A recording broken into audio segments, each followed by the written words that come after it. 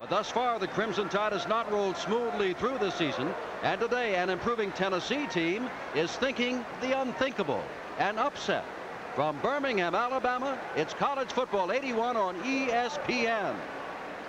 Simpson, what's wrong with Alabama? They're asking that question everywhere. I'll tell you one thing that's wrong. The city of Birmingham. Oh, it's a great city, but last year they lost to Notre Dame here. This year they lost their only game to Georgia Tech here. Last week they were tied by Southern Mississippi here, but it has not deterred the Bowl Scouts because the Sugar Bowl is here today. The Cotton Bowl is here today. We're getting you that time. And Bud Wilkinson, I'm going to ask you what's wrong with Alabama later on. But a lot of people in the Volunteer State are saying, what's wrong with Tennessee? Well, this is a relatively inexperienced football team, or they were at the beginning of the season, and they played two of the great teams in the country, Georgia and Southern California, their first two games. Since then, they've won all three. They're improving very rapidly. Their defense particularly has played well, and offensively, they're beginning to move the ball with a little more consistency as Alatorre, their quarterback, gets more experience. The strength of the team really is in the speed that they have. They have wide receivers in Galt and in Hancock and in Miller, who all are Olympic class sprinters. Hancock caught the winning pass last week for them. The speed that they have enables them to set up deep reverse plays. These aren't the type of things that will keep you in the ball game consistently, but they're the type of things that will set up plays for you. I think another great point of the Tennessee team is their total kicking game. Colquitt is a great punter. They also execute the punt returns extremely well, as you can see here, the wall of blockers setting it up and a long return. Tennessee is a team that could upset Alabama today if everything goes well for them. You know, I'm smiling when I say this, but down here in Alabama, they are asking this seriously. And when you and I flew over here from Atlanta, an Atlanta paper had the headline, "What's wrong with Alabama?" Well, the same thing that's wrong with Michigan and Southern California. They had the misfortune to lose the game. This is a very deep, a very talented football team. Bear Bryant plays more men than anyone that I know. You're not quite sure who's going to start for them. Fagan is a great back, but so is Caruth, so is Carter, so is Simon. Whoever's carrying the football, they're all capable of moving it. Moore at fullback's a great runner. So is Patrick. The quarterbacks are a key part of any team that is running the wishbone, and we'll see three of them play today: Lewis, Gray, and Fields. Gray in the center of the picture will be the starter. The man who executes the option the best will play the most, and it's a triple option from the wishbone. The quarterback keeping the ball is the second of the two options, and it's a very tough position to execute well, but these three men do a good job of it. Alabama's passing attack has been effective when they've chosen to use it, but they haven't thrown the ball very much. And I really feel today, Jim, that how well they're able to throw the football will determine how well they move it against Tennessee. Coming up to one of my favorite spots in the show, and that is, what does Coach Bud think Tennessee has to do? What does Alabama have to do in order to win? I'll ask those questions. You give those answers when we come back to Legion Field in Birmingham, Alabama.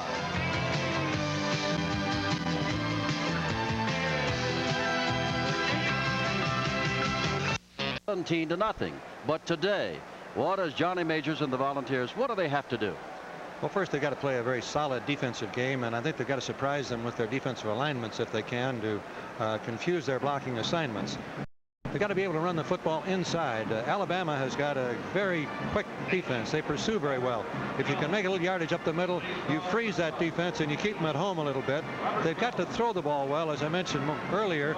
But the most important thing to me, Jim, how well does Tennessee play the first quarter? If they can stay even with Alabama through the first quarter, their confidence will build up, and then anything could happen. Now, Bear Bryant says this is the most important game. Number one, because it's next.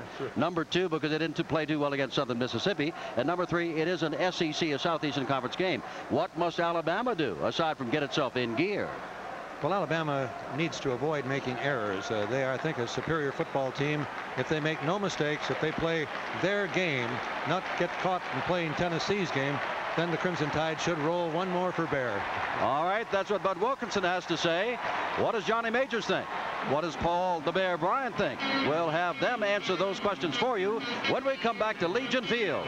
We're about to kick off Tennessee against Alabama in a great rivalry.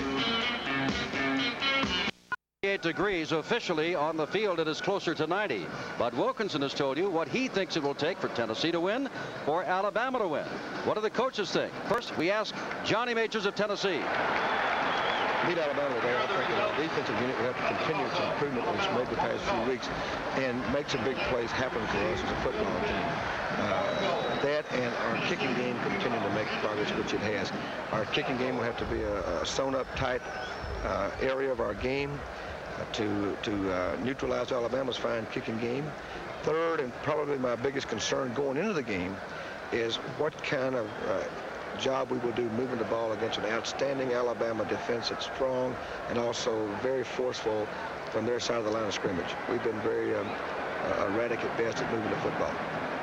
First of all, I think our kicking game has to stand up.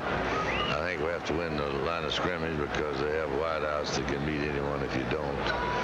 And hopefully we win the line of scrimmage offensively too. If we don't, I don't think we can score any points. Alabama has won the toss and will receive. It'll be Allen Gray starting at quarterback. He's thrown only one pass all year. Simon the fullback, Caruth the left halfback, Carter the right halfback, and Jones is the split end, little Joey Jones. Derek Crowder's caught one pass all year. The tight end, the tackles are Beasley and Vickers, the guards, Adcock and Mott at center. Lumley's over at right tackle. And there is Fuad Reveiz. And standing back deep for Alabama is Lenny Patrick, a sophomore with great speed.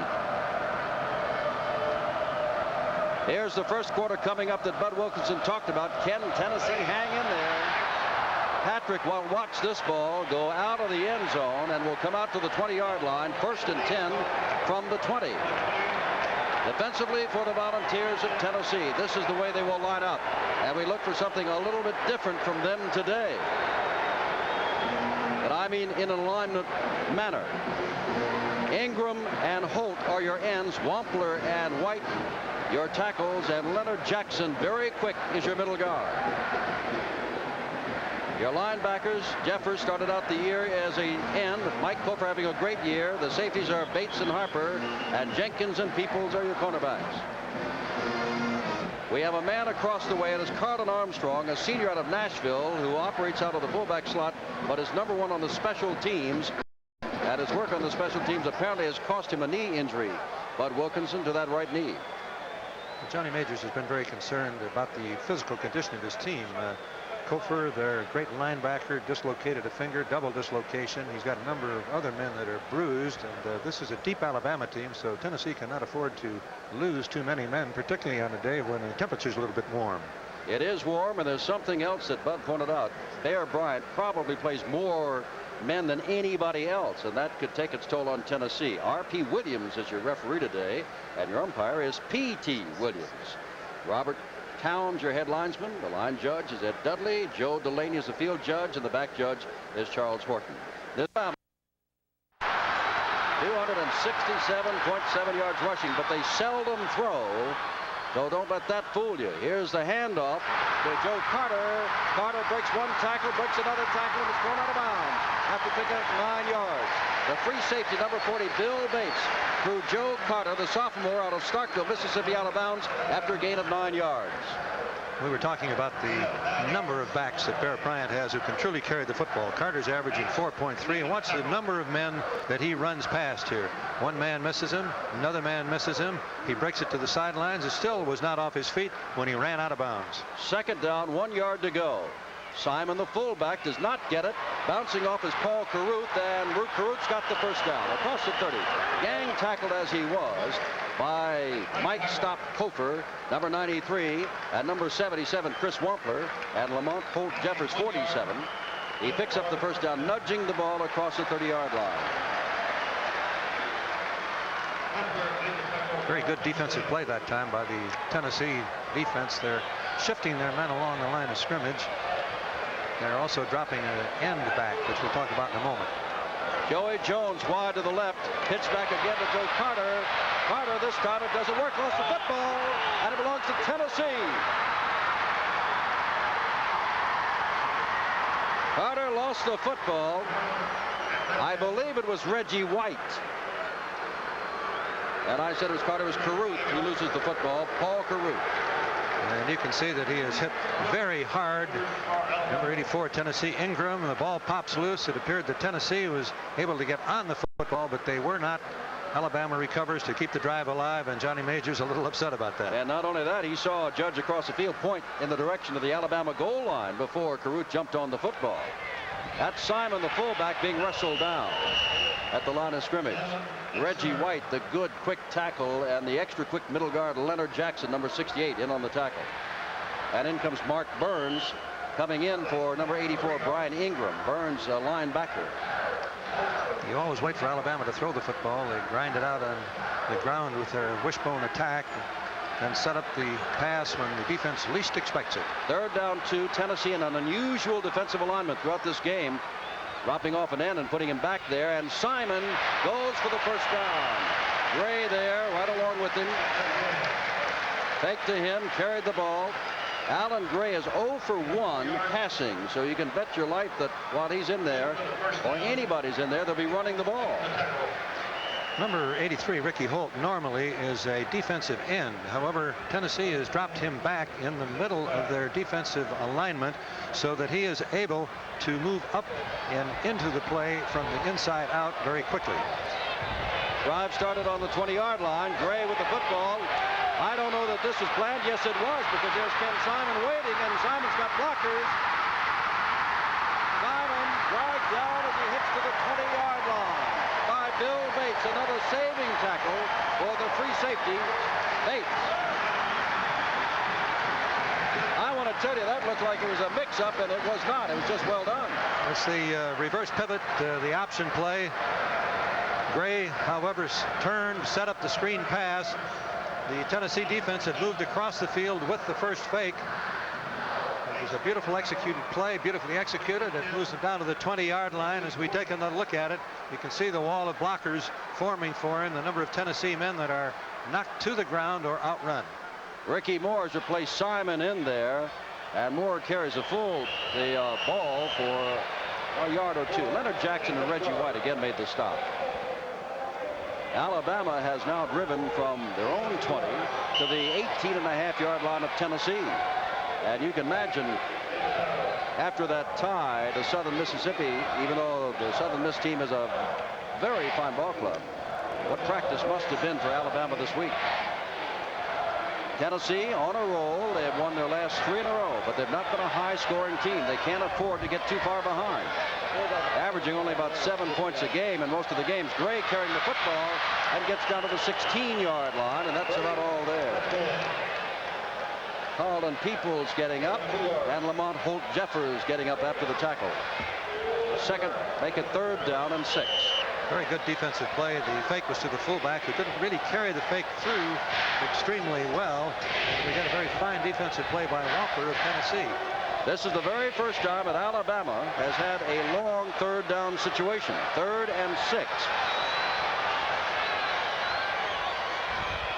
Gray pitches. Carruth does not have it. Lost a half a yard on the play.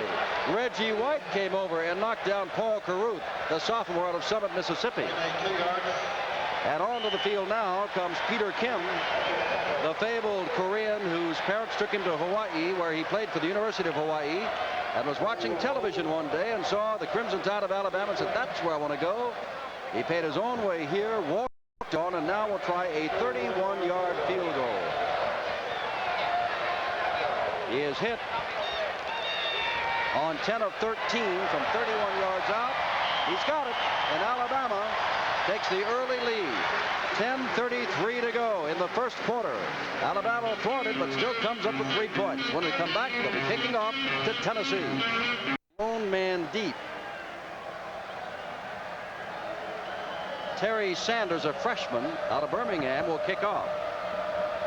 Some outstanding kicking in this football game on both sides, and each team has freshman kickers. Galt chases this ball back into the end zone, and it's not going to bring it out. So now Tennessee will start 1st and 10 from its own 20-yard line, and will give you the Tennessee offense. Steve Alatorre will be at quarterback. Bud has already talked about him. Corness will be your fullback. Randall Morris, the tailback. And Anthony Hancock and Willie Gault are your wide receivers, but do they have speed? Republics, James, Streno, Mayo, Matthews, and Go Kofer along the forward wall. 3-0 Alabama, early going. First time Tennessee's touched the football. Goes to the fullback to try to establish that running inside, Bud, that you talked about. But Doug Furness is stopped by Robbie Jones, number 97. For Alabama defensively, they've got an outstanding forward wall. And if you look down 3 deep, they've got a lot of young people. They have Pitts, Klein, Lyles, Edwards, and Woods around the forward wall, with Klein, Lyles, and Edwards, veterans, of course. Linebackers Jones and the All-American Boyd, Castile, Wilcox, Harris, and Perrin are your deep men. 2nd down 8. Alatorre tried to go inside to Furness, this time to Randall Morris. Morris tries to cut inside tackle. He gets a yard. It's 3rd and 7. Jeremiah Castile rose up to knock him down, along with the All-American Thomas Boyd. There was some question whether or not Boyd would play, as we can see that a Tennessee man is down, and it looks like Randall Morris, because Thomas Boyd pulled a muscle in his shoulder last week in the second half against Southern Mississippi. Randall Morris down, and he is a man they can ill afford to lose, because he's a man that gives them some speed from the running back spot. If he to play again, see if we can tell what happened to him, as Morris turns it up inside, doesn't have very good blocking. You can see the very solid hit that he got from Castile on the outside, and his foot was on the ground, and he's got some kind of a bug problem. I hope it's not a knee, and I'd like to think that it was a cramp. It is a very, very warm day here in Birmingham, Alabama. And on ESPN, Alabama will be much in evidence as Paul Bear Bryant heads for that record of Amos Alonzo Staggs. Stagg won 314, and I think one of the real forgotten men that Bear is pursuing is Pop Warner, who won 313. Everybody talks about Stagg, but he won just one more than Pop Warner. Talked to Bear Bryant today, and he was very happy to talk about the Red Bugs of Fordyce High, where he went. And here's what we're talking about, and the winning coaches, as Morris is being helped off the field. Stagg 314, Warner 313, and Bear Bryant just 4 behind the leaders. And that looks bad for Randall Morris and Tennessee. The heart of the Alabama defense is their linebackers. We're looking at Tom Boyd here. He's 6'3", 207 pounds. You can see how well he shook off the free lineman coming out after him. Was right in position to make the tackle, but the other Alabama players were there ahead of him. James Berry has come in at tailback. Here's Alatorre. He's got some room to run, but not that much. Hardly gets back to the line of scrimmage. I'm with you, Steve Alatorre. I thought you had a little room too. But that Alabama defense is so lightning quick, and this time it was led by Randy Edwards. And so Alatorre comes out, down 3-0 as they are. Jimmy Colquitt, another outstanding freshman kicker. He's out of Knoxville, comes in to punt the ball away. And the man who is deep is Joey Jones, number 4, back on the 35-yard line. Great speed. He runs the 40 in 4.4. Colquitt, the freshman. High, beautiful kick, driving Jones back inside the 25, inside the 20, back to the 14-yard line. Jones, and in deep trouble, down he goes at the 19. Mike Go Kofer, the tight end, number 80, down there to make the stop. Oh, Alabama has the ball again. Jones did not do too well, and the amazing thing is, Bud, and I don't know if Tennessee will kick off again to Alabama. I hope they do get a chance to score, but the longest kickoff return by Alabama all year is 22 yards, which means that the Alabama special teams have not been doing that well. It's a great punt that time by Colquitt. 57 yards and in the air over 5 seconds. Alan Gray, your quarterback. 3-0 Alabama, starting from the 19-yard line. Gray has lost the football. Picked up, and down goes the runner.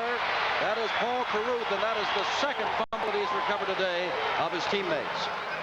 Brian Ingram was over there, but when Carter fumbled before, Carruth jumped on it when Tennessee thought they had the ball, and now Gray has a mix-up, loses the football, and Carruth jumps on it again. 2nd down 11, mark the ball at the 18-yard line. 8:35 to go, first quarter. Jesse Bendross is in. Wide receiver for Alabama, wide to the left. Simon, and wrestled down because Alan Gray's got the football, and he pitches it out, and there he goes. That is Joe Carter. Saving tackle by Lee Jenkins. Everybody jumped on Simon. He didn't have the ball. Alan Gray had the ball. He pitched back to Joe Carter, and Carter took it from the 18-yard line down to the 13-yard line of Tennessee. This is one of the hardest things to teach a wishbone or quarterback to do. Make the lateral after he has turned upfield.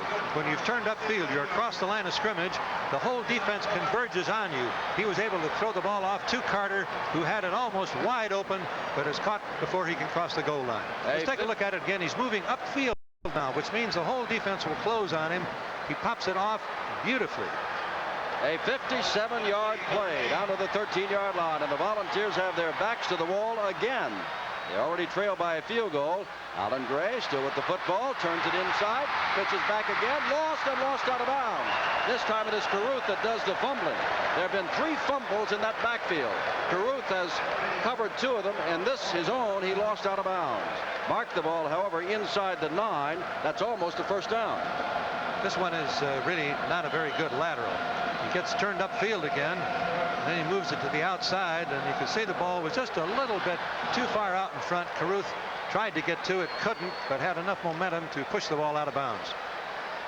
Jeff Fagan in now. Second down, half a yard, about 3.5 yards to go for the first Alabama touchdown. And there is Simon down almost to the goal line, diving over Leonard Jackson. And very near the goal line. That's first and goal to go for Alabama. A team that did not have a turnover last week. A team that did not have a penalty last week. And yet we're tied in the game. Ricky Moore comes in at fullback. And I know that Johnny Majors is very concerned. As we mentioned before the game, an important thing for Tennessee was to get out of the first quarter still solidly in the game. And it appears that Alabama is going to score on both of their first 2 possessions. Ball goes to Simon, diving. Does not get it. By the way, they brought Ricky Moore in and took Carruth out, so Moore was in there as a blocking back.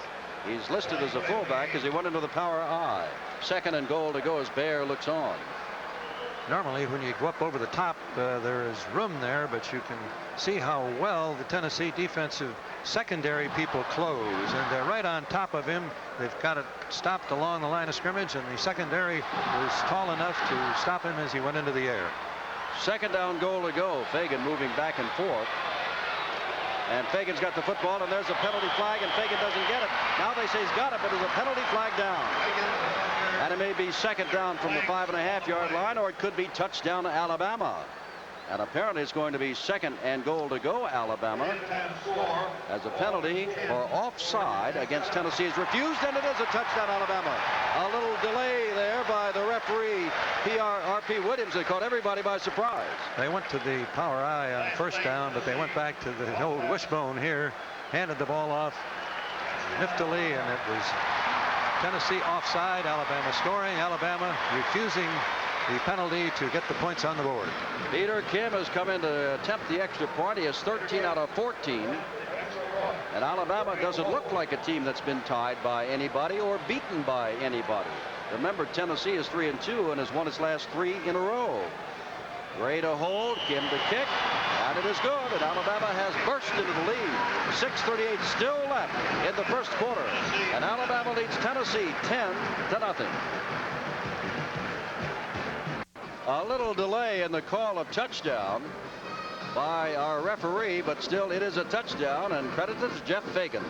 Watch the great blocks thrown by the leading backs of the Alabama offense. They didn't get very much, but they got enough to put the nose of the ball over the line. A beautiful block that time.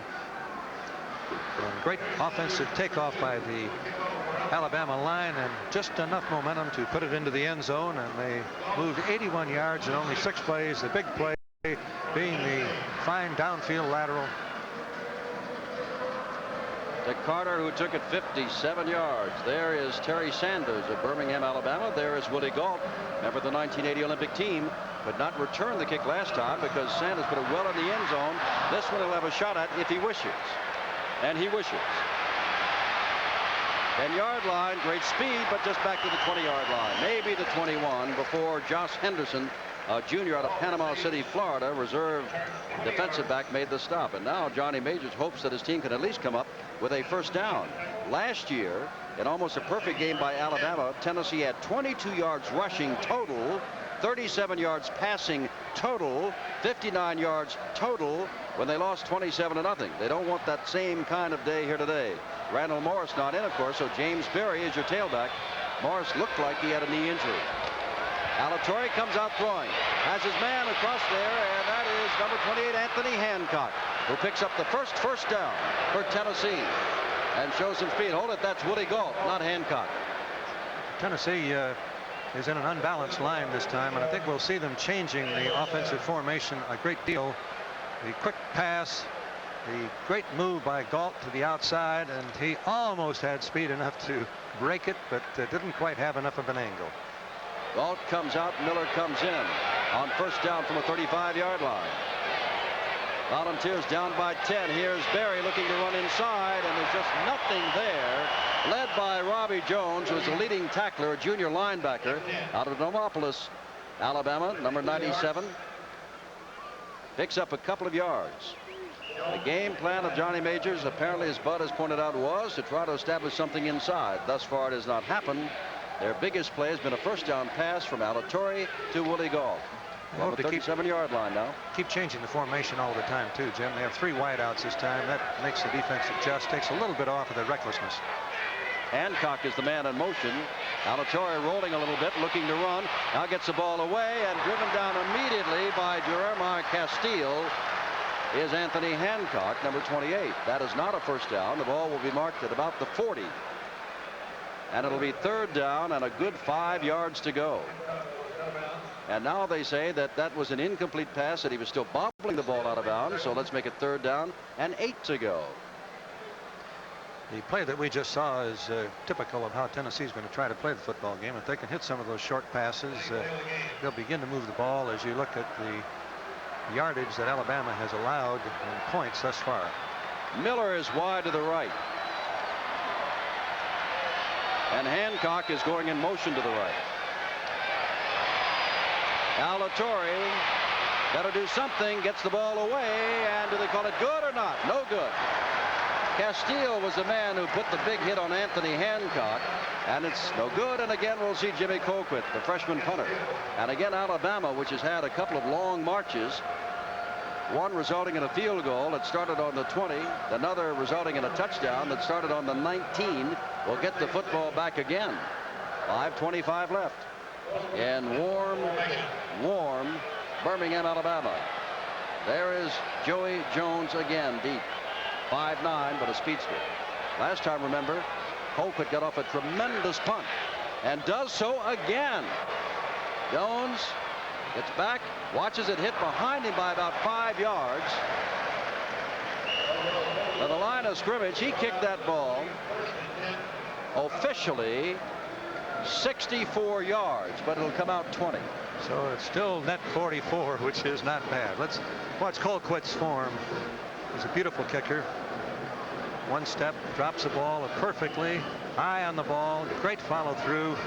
He not only has marvelous distance, but he's got great height, which gives his coverage team an opportunity to be there when the ball lands. A very fast Lenny Patrick makes his first appearance in the backfield for Alabama. Gray hands the ball off to Patrick, and he is something else again. First down, Lenny Patrick, who's averaging 6 yards a carry, who scored 2 touchdowns. He was twice a high school All-American and twice the state of Alabama's most valuable high school player. This is the variation. This just a straight drive play off the wishbone with both backs leading and the line doing a great job of taking off. Rumbley, Mott, Adcock, all of them handling their men with ease. Bill Bates makes another tackle that if he does not make, it might be all the way Alabama. There's Gray pitching the ball out to Lenny Patrick again. Patrick still on his feet, and he may have another first down. 2 carries, 2 first downs. Johnny Williams is now in as a linebacker, number 46. Did not get the first down. It's only 9 yards. They marked the ball back at the 40. Oh, it's second and about a foot. Tennessee keeps changing their defensive alignment, but it doesn't bother Alabama the slightest, at least thus far. Bendros is wide to the left. 10-0 Alabama. Patrick is going to hold it. This is making 35, and he's got the first down. Thus far, Bear Bryant has used Jeff Fagan, Lenny Patrick, Ken Simon, Ricky Moore, Paul Carruth, and Joe Carter, 6 running backs, and we've still got 4 minutes to go in the first quarter. It means that you better play well while you are in there, and also it means that everybody who touches the ball is very fresh. And now Patrick goes out. Carruth has come in. 7-1 in first downs. First down now. Joey Jones wide to the right. Here's the pitch back, and this could be an option pass. Carruth is not going to get it away. Played beautifully by Lee Jenkins. Now Paul Carruth has thrown the ball twice this year, completed one, and looked as though he might let loose of the ball, but Lee Jenkins, the cornerback, knocked him down for a loss. It's 2nd down and 12. It was an option pass run. There's a quick toss back by Gray to Carruth. You can see him getting ready to throw the ball. The receiver is covered downfield, so he must run with it. Jenkins comes up and makes a fine tackle. Wide to the right is the tight end Larry Brown. To the left, the split end Joey Jones. 2nd down and 12 to go. Ball is handed to the fullback Ricky Moore, and Moore does not get much. So it'll be 3rd down and long as Mike Cofer makes the stop. Well, Alabama has fumbled 3 times. Twice they've recovered their own fumble. The 3rd time they fumbled it out of bounds. The leading linebacker for the University of Tennessee is Cofer. They call him 6'5", 226 pounds, strong. He's got a dislocated finger, but is playing a solid football game. Well, I would say that those who are watching, along with Bear Bryant here today, are not asking each other, at this moment at least, what's wrong with Alabama. 3rd down and long here as that is Fagan in motion, and Gray may throw the first pass of the day for Alabama. He does, and it's behind Lenny Patrick. And that, of course, was the second pass because he threw one over to Simon on the far side on a screen. It is for the first time we're going to get a look at Malcolm Simmons, a sophomore out of Montgomery, Alabama, who's coming in to kick the ball away. He leads the Southeastern Conference, averaging better than 44 yards a punt. Willie Gault, very dangerous, returned a couple last year for touchdowns, drops back to his own 10-yard line. Hanging high, has to call for a fair catch and lets it go, and will go into the end zone. It's one of those things that coaches inside the 10 don't touch that football, and Willie Gault did not. He did, as I recall, in a Georgia game. 2:13 to go, first quarter. It's all Alabama, 10-0 over Tennessee. Tennessee on its own 20. They've had 1 first down. Lost the football. Alabama's got it. Warren Lyles, number 91. Berry lost the football. Warren Lyles got it after Eddie Lowe put quite a hit on James Berry. And Alabama is really in business. This is one of those plays that you really should not fumble the ball. It's the draw play that we call it, the rollout draw. He just never seemed to get a good handle on the ball. It was a solid hit, but the fumble should not have occurred. Fumble at the 17-yard line.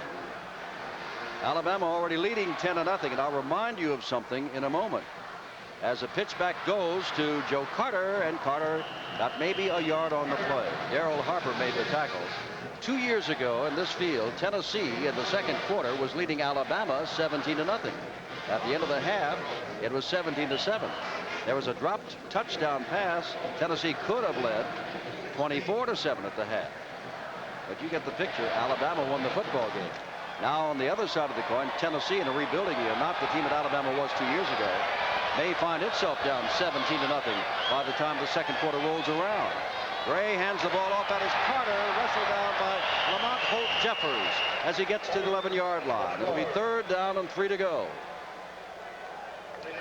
Sellout crowd here. Alabama offensive line has just done a remarkable job, but Carter has carried the ball. I think that's his 5th carry, and he's made 90 yards. And aside from Bart Kraut, the tight end, Bud, there's not a senior on that starting offensive line. Offensively, and not a senior on the second team offensive line for Alabama. 3rd down and a long 3 to go, let's call it. Gray, well, he slipped as he turned the corner. It'll be 4th down and a yard and a half. Now the question is, does Bear Bryant say, go ahead? They haven't been able to gain anything. Let's go for the first down. If we don't get it, they're in trouble anyway. Or do we kick it? And apparently they're going for it. Alan Gray waiting for a play from the bench apparently, but now they're not sending anybody in. So now they're going to call timeout. It gives you a chance to reflect on what you want to do. An unusual formation that time with 3rd and 3. Alabama split out both ends, which takes away a little bit of your blocking.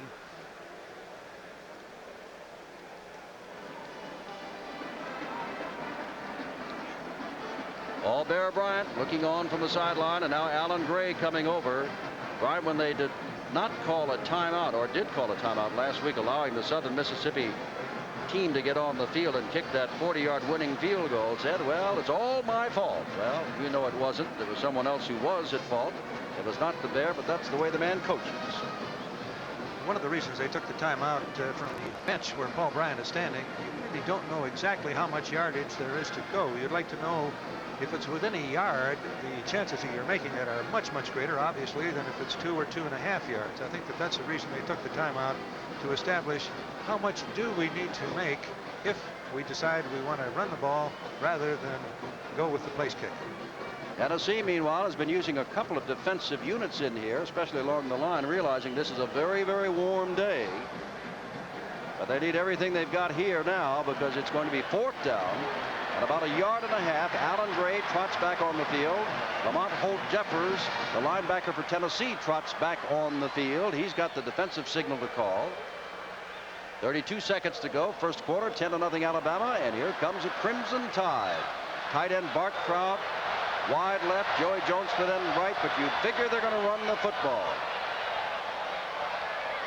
Alan Gray is a runner. And they've taken too much time, and now it's going to be 4th down, I do believe.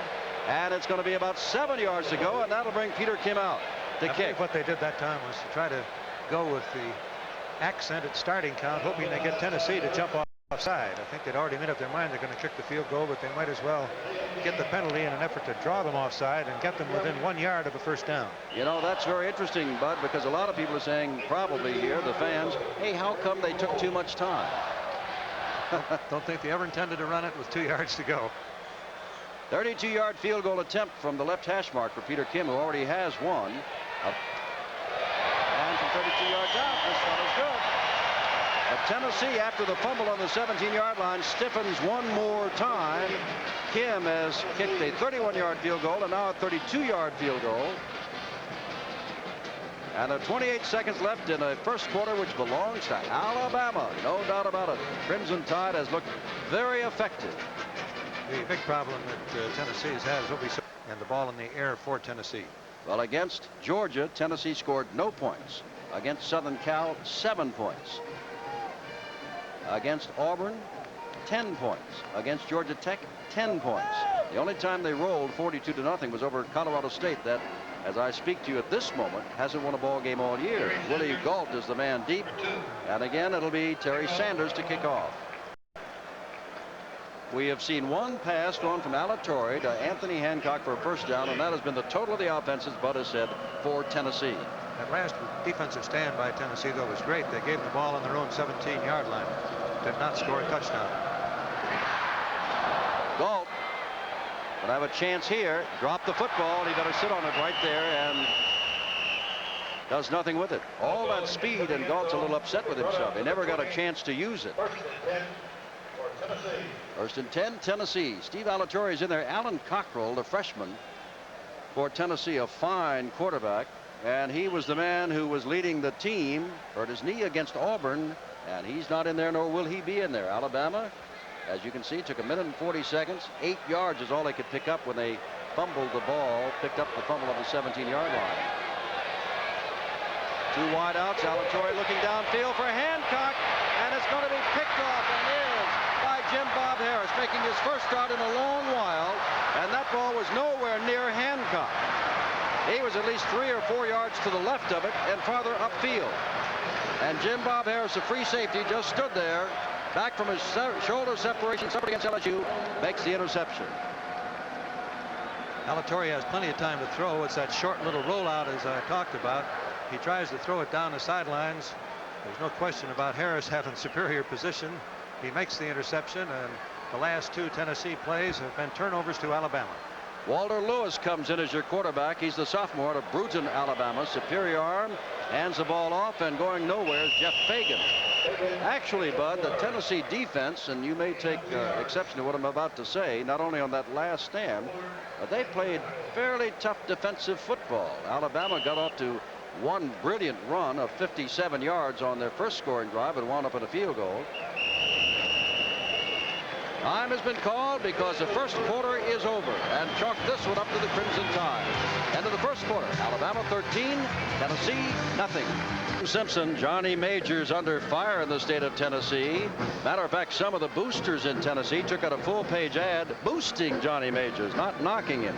And he said it's nice to have friends. Well, I think they'll get it going. It's an inexperienced team this year, but they played tenaciously. There were two big Alabama plays. Their first drive, they hit the screen pass for a big gain.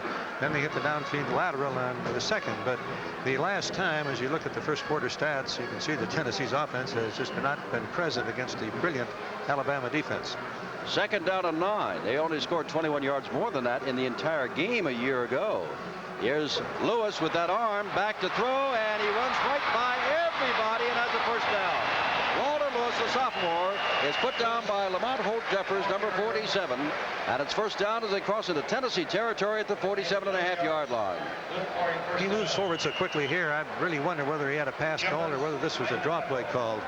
See the block that he received. I guess it was a pass, but he's a great runner, as are all of the quarterbacks for Alabama. First down. Nobody stopped Alabama yet. They've scored. They've been stopped for touchdowns, but they've come up with a score every time they've had the football. Lewis rolling out again. This time he's throwing, and it's off the hands of Lenny Patrick, who is so upset with himself he kicks the ball out of bounds. Second down and 10. Walter Lewis played a lot as a freshman last year. Turned the ball over quite a few times last year. Had the responsibility against Notre Dame last year, and here he is back as a sophomore. They say he has a superior arm, Bud, but when you play for Alabama, you don't expect to see them throwing too much, despite the fact they've had such people here as Joe Namath and Jeff Rutledge, who's very much in evidence last Sunday in the pros. They threw the ball more when they had those men at quarterback. Oh, Sloan, a lot of good ones. Later. Second down and 10 to go. Oh, that's a mix-up. If you don't think. Everybody, ball is lost and jumped on. Jackson and White were the first to get there. Jumping for the ball was number 73, Harry Walker, a freshman out of Huntsville, and he saved it. That's the fourth fumble by Alabama. They haven't turned one over yet, but that's a big loss. Yeah, the fumbles don't hurt you when you don't turn them over. There's the fake to the fullback. Lewis gets back to throw, and he's hit before he can throw it. The ball bounces loose. Everybody's scrambling for it. Alabama gets to it. All the Alabama men look to be pulling for pass blocking, and the Tennessee people blew right past them. Third down and 19 to go from the 43-yard line of Alabama. Lewis handing off to Lenny Patrick. Patrick, this time, it's for 5 yards before Brian Ingram hauls him in.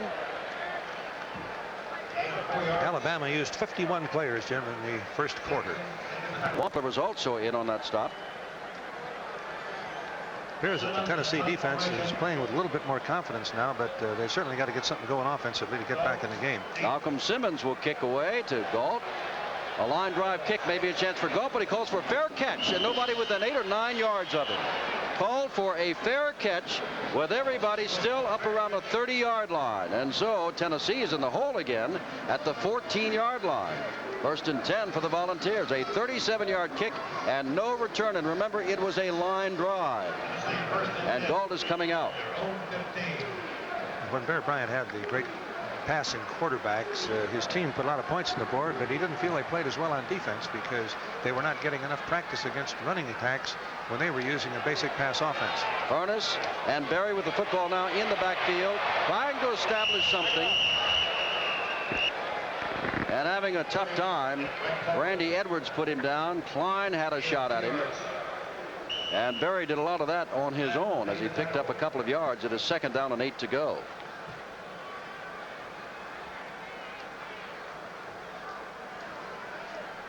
Two wide receivers to the left, Darrell Wilson included, number 87. They say he is tough across the middle, has great hands. Alatorre hands the ball to the fullback who lost the football for the moment. Eddie Lowe's got him. That's Doug Furness. They keep trying to establish something, as you pointed out, Jim, as Johnny Majors told us that they would, but the Alabama defense is just playing magnificently well. And remember, the first time he handled the football, Randall Morris, a tailback, the sophomore out of Long Beach, California, was hit and hurt and is out of the game. They've got Galt, they've got Hancock, they got all their speedsters in there. Now Alatorre hands the ball off, and going nowhere is the tailback James Berry. Randy Edwards, number 96, right there to make the stop. And so now, getting a lot of practice, they'll have to kick the ball away again. The speed of the Alabama defense is what makes it so effective. This is a draw play. It appears as though they've got it set up pretty well, but the superior speed just snuffs it off. Jimmy Colquitt standing back inside his own 5-yard line, and that poor Tennessee defense is going to have to come back on the field. And I don't mean that it's a bad one. I mean that they've been out there in that hot weather against this Alabama team. High and shorter, not short, but shorter this time. Jones does not call for a fair catch. He's got a lot of speed, and he's trapped along the sideline. Gets across to about the 41-yard line, where it's 1st and 10 Alabama. And we'll come back to Legion Field in Birmingham in a moment. Alabama 13, Tennessee nothing. Quarterback Walter Lewis had that one series, and they had to punt the ball away. They didn't get the first down. That is Simon breaking tackles from his fullback position and picking up 5 to 6 yards across the 45-yard line. Lamont Holt Jeffers, who started out the year having been switched from linebacker to defensive end, is back at linebacker now, and he's in on the tackle of Ken Simon, a junior out of Montgomery. He was, by the way, Simon plays fullback, 6'1", 198, not big for a fullback, but he holds the Alabama state record for high hurdles among prepsters, so he can fly also. Second down, let's call it 5 yards to go. The Crimson Tide. Boy, have we seen their offense a lot today. Quick handoff to Simon again. Simon very close to the first down as he moves into Tennessee territory. Chris Wampler, the good, steady left tackle, number 77, made the tackle. Alabama unbalanced line that time. The last 2 plays are not typical wishbone plays. Reverse action by the quarterback and a quick inside trap. Larry Brown, a second tight end, comes in on 3rd down and short. They've taken out their wide receiver. About a yard to go. That is Lenny Patrick, and Patrick is going to be close to the first down and may have it, I do believe. Reggie White hanging on, number 92. Tennessee says we have stopped him, and the official R.P. Williams said, oh yeah, we're going to call for measurement. Tennessee's defense has been popped around pretty well, but we watch Reggie White this time as he fights through the blockers, gets some support by his teammates, and they hold Patrick to a very short gain. They measure for the first down and have made it. First down at the 48-yard line of Tennessee. Alabama 13, Tennessee nothing. A ball game that has featured Alabama, Alabama, and more Alabama, plus the Tennessee defense, which has been on the field most of the time. 1 first down for Tennessee on a pass. Quick handoff, going straight ahead is Joe Carter. Carter gets a couple of yards down near the 45-yard line. You can see Darrell Harper, Bill Bates, and again Reggie White, even though he plays in that defensive line downfield, helping out on the tackle. The execution of the starting count by the Alabama center, Mott, their quarterbacks, and then the entire offensive line enables them to get just a little jump on the defense, is why they're dominating the line of scrimmage. And the Tennessee game a year ago, Steve Mott was the outstanding, the most valuable player of that game. Lenny Patrick with the ball. Patrick breaks a couple of tackles and near a first down. Lenny Patrick was in the doghouse of Paul Bear Bryant a couple of weeks ago, but he is playing himself back into the front porch of Paul Bear Bryant. This is just a sweep play from the wishbone formation, so there's no fake. You get used to looking at the triple option, and then they come at you with everybody, and you can see that Patrick lost his shirt, but not his speed or his footing. Just shy of the first down. Bud and I coming into the ballpark today listening to a very fine football prognosticator who picks the losers, not the winners, said, as they say down at the firehouse, if everybody did what we told them to do, our importance to the world would be 0. Leonard's Losers. Great show.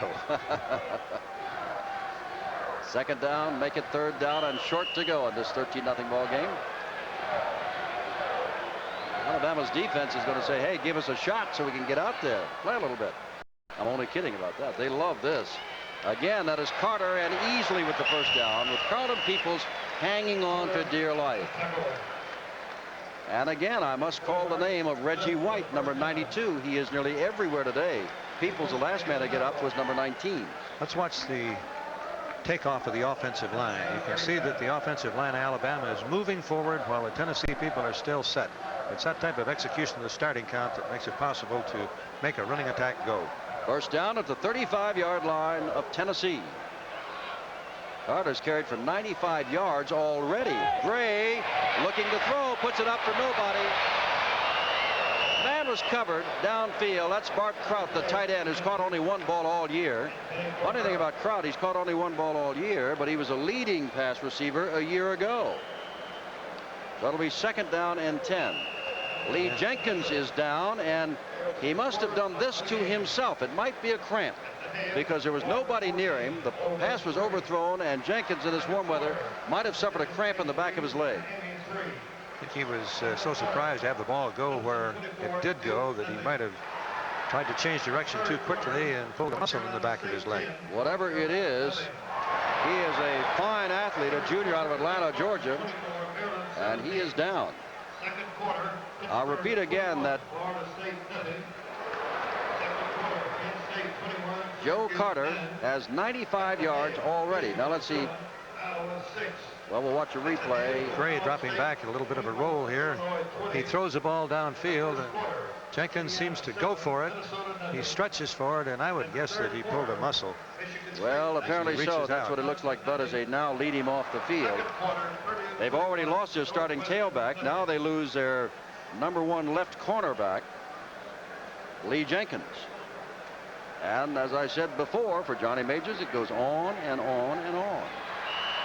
There's just not much you can do about the injury situation as we look at Morris, who was hurt the first time he carried the football, and he's got ice on his knee, and I don't like the looks of that. Second down and 10, and Jenkins has had quite a few injuries. He is out, and Terry Daniels, number 43, is in at the corner. And they immediately go to punt. First down. What they did, Bud, was obvious. They went right to the cornerback that wasn't there. Lee Jenkins was the man over on that corner until this play. They put Terry Daniels in, split the tight end out wide, Kraut, and threw to it. Both ends were split wide. It's just a simple fake. Kraut down the field on a stop pattern, and Kraut's a big man, 6'3", 225. He uses that size and weight to run over the Tennessee defender. Just ran right over Terry Daniels. You are so right. The ball at the 13-yard line. Alabama again on the move, wanting to rout this team. That is Carter, edging ever closer to 100 yards here in the first half. 7:56 to go, and Alabama out in front, 13-0. Tennessee is alternating a lot of men defensively, which they must do to stay with the fresh number of substitutions that Alabama uses, and we have another Tennessee man down. That's Ricky Holt, who is their defensive right end. And their starter at that position. Birmingham, Alabama, Legion Field, the home of the Hall of Fame Bowl Classic, late December. Second down and 9. Alan Gray pitches back. Lenny Patrick, touchdown!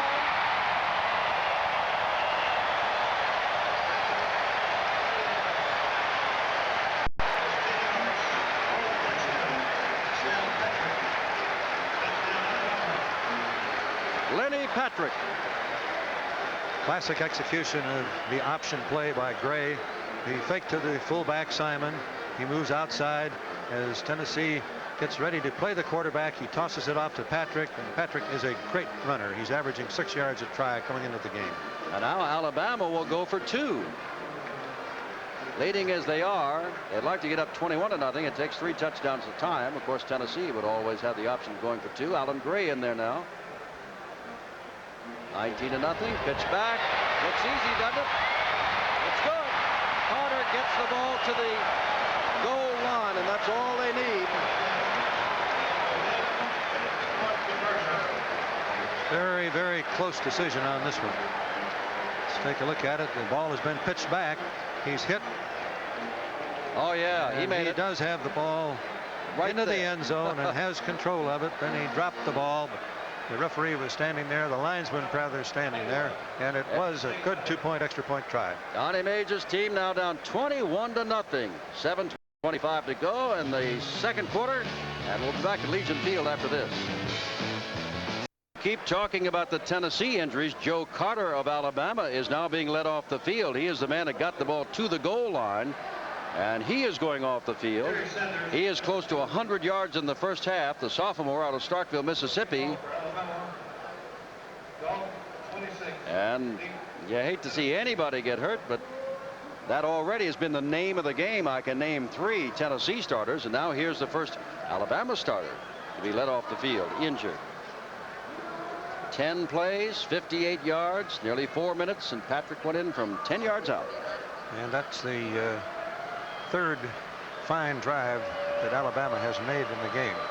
And again, the question is, okay, Tennessee offense, here's Galt, and I know that he would like to atone for several. He dropped a ball near the goal line in the end zone on the last kickoff, and then he called for a fair catch at the 14-yard line when people were 15 yards upfield from him.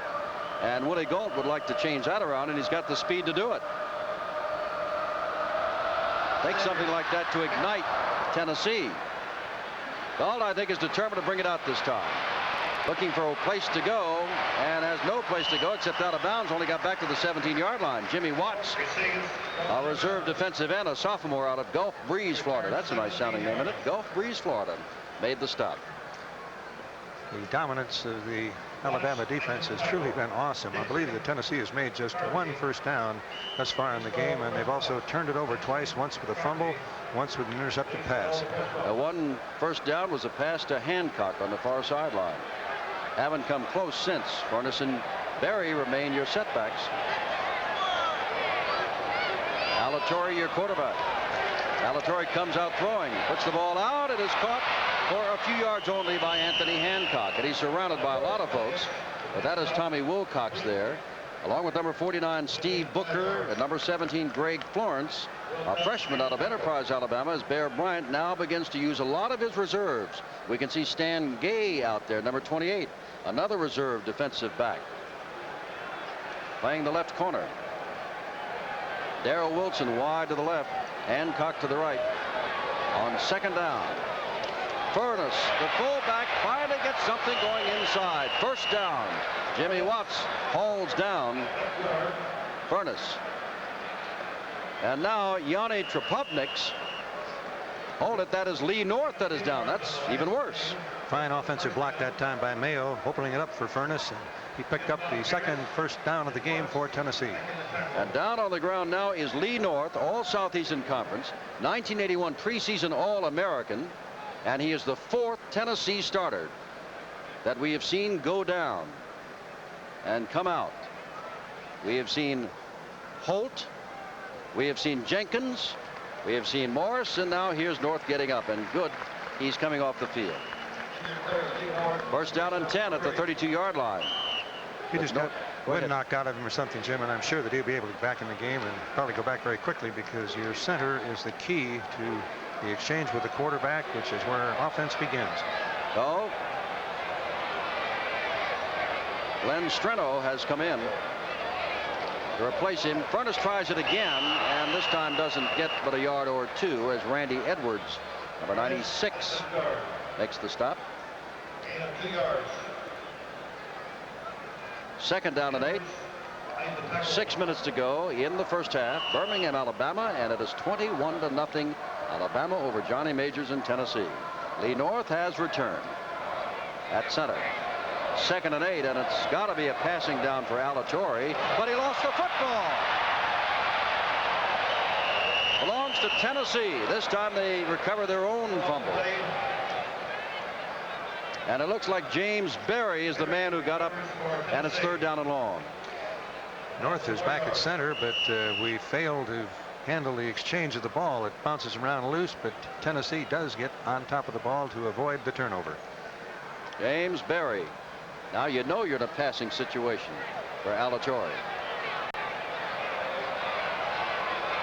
Third down and 12. First time we've seen a back in motion. Oh, he tripped and fell down, coming away from the center.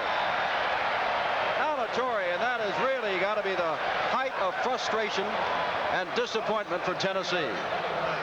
They believe that the lineman probably moved his foot back too quickly, the offensive guard perhaps, and you can see that he was stepping in, and Alatorre simply falls over him, and that was their offensive guard moving back that he tripped over as he dropped back to throw. Holquist with another dandy kick, sending Joey Jones back inside the 30. Fair catch at the 25. First down there. So on 2 exchanges with North at center, there was a fumble by Alatorre, and then Alatorre tripped over a guard. Can you believe that? 2 out of 3 offensive plays. And Alabama didn't do anything. Tennessee did it to themselves.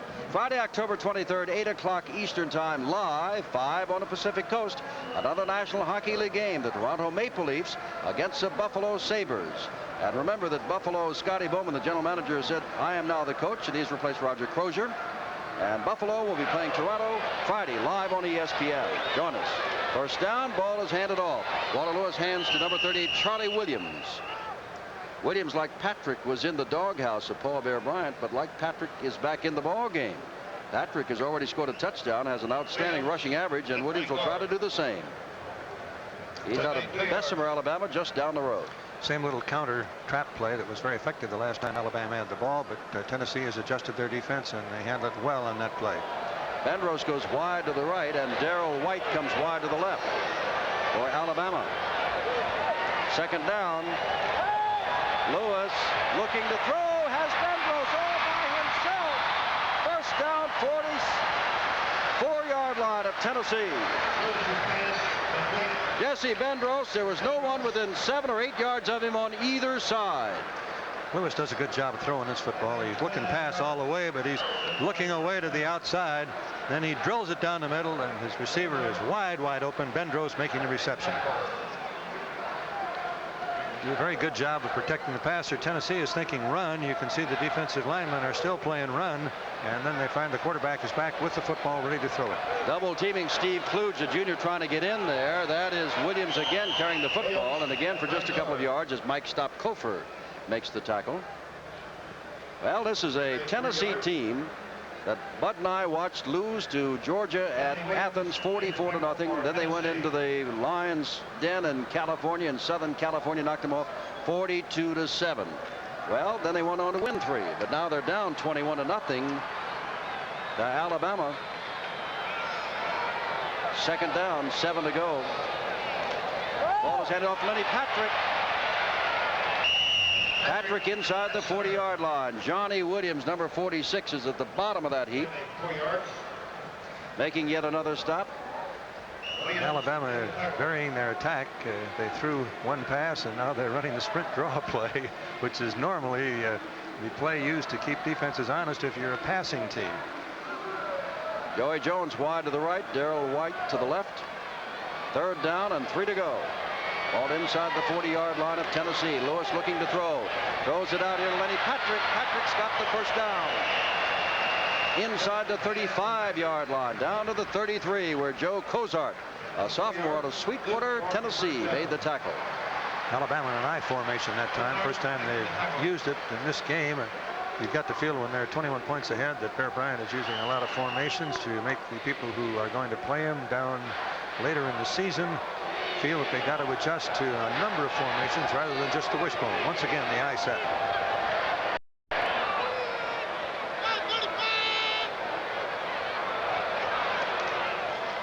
Lewis holding onto the football and overthrows his intended receiver, Bart Kraut, number 87.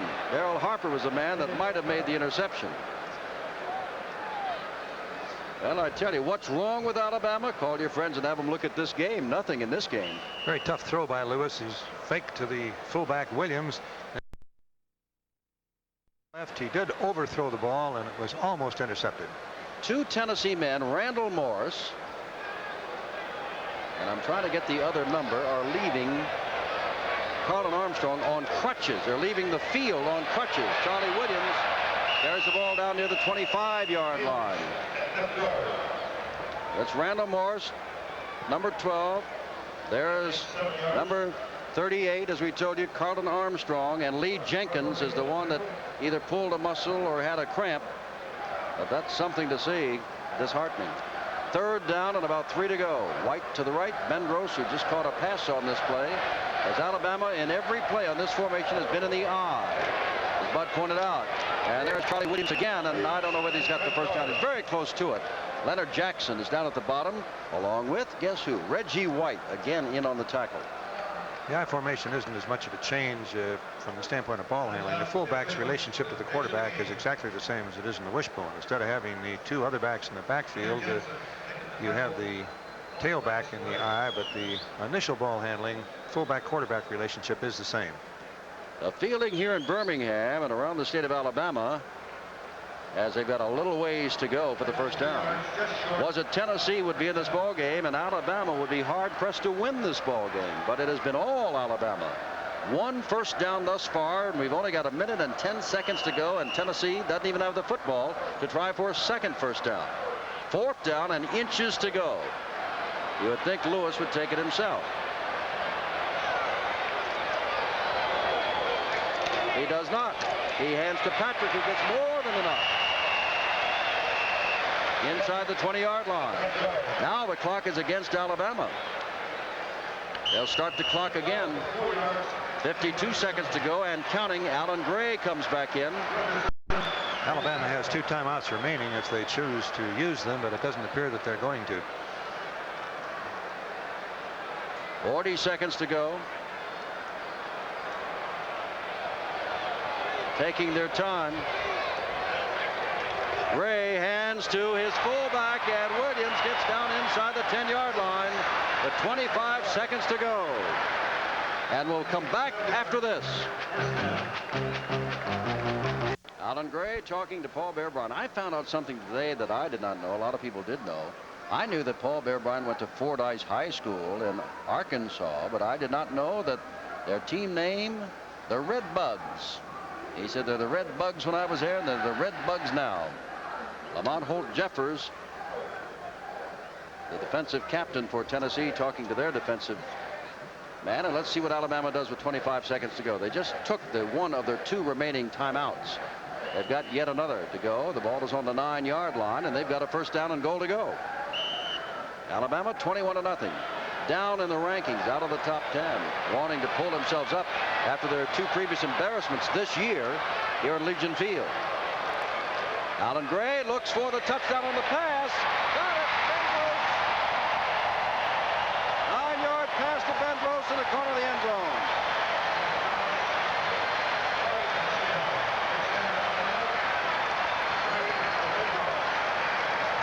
A runaway for Alabama. Beaten here by Georgia Tech at Legion Field and tied by Southern Miss. Again, the play action fake, very short drop, but the pass perfectly on target. Bendrose is able to stay in the field of play, has control of the ball before going out of bounds, and scores. Bates and Cozart, the man, watching him blast by to the outside as they were turning inside. Peter Kim comes in for the extra point and has it. And with 21 seconds to go, it is 28-0 Alabama. A ball game that most thought would be close. Everybody gave the nod to Alabama to win it. Has become a runaway. And the story is now, can Tennessee get anything going offensively during the second half? They've had nothing in the first half. It's been all Alabama. Touchdown play from ground level. You can see just a little bit of inside fake that froze the linebackers, but it was across the field pass. Bendrose beat the corner man wide open in the end zone, and a fine throw. Tennessee's offense the last time was absolutely embarrassed while on the field. Fumbling a snap from center and then tripping over one of their own linemen's feet as they were dropping back to pass. Alabama has made no such mistakes. They have fumbled a football, but they've recovered all their own fumbles. Alatorre, his offensive coordinator, Johnny Majors, the head coach. People, as we look at the scoring drive from the head folks from the Cotton Bowl, which had Alabama last year when they embarrassed Baylor, and the Sugar Bowl, where the Southeastern Conference goes. Remember, if Alabama wins this today, they will be 4-0 in the conference. Do not play in the conference next week. They get Rutgers, but Bud and I'll be in Tuscaloosa in 2 weeks when they take on Mississippi State, a team that beat them last year. Terry Sanders to kick off along the ground, so they'll get no big return, they hope.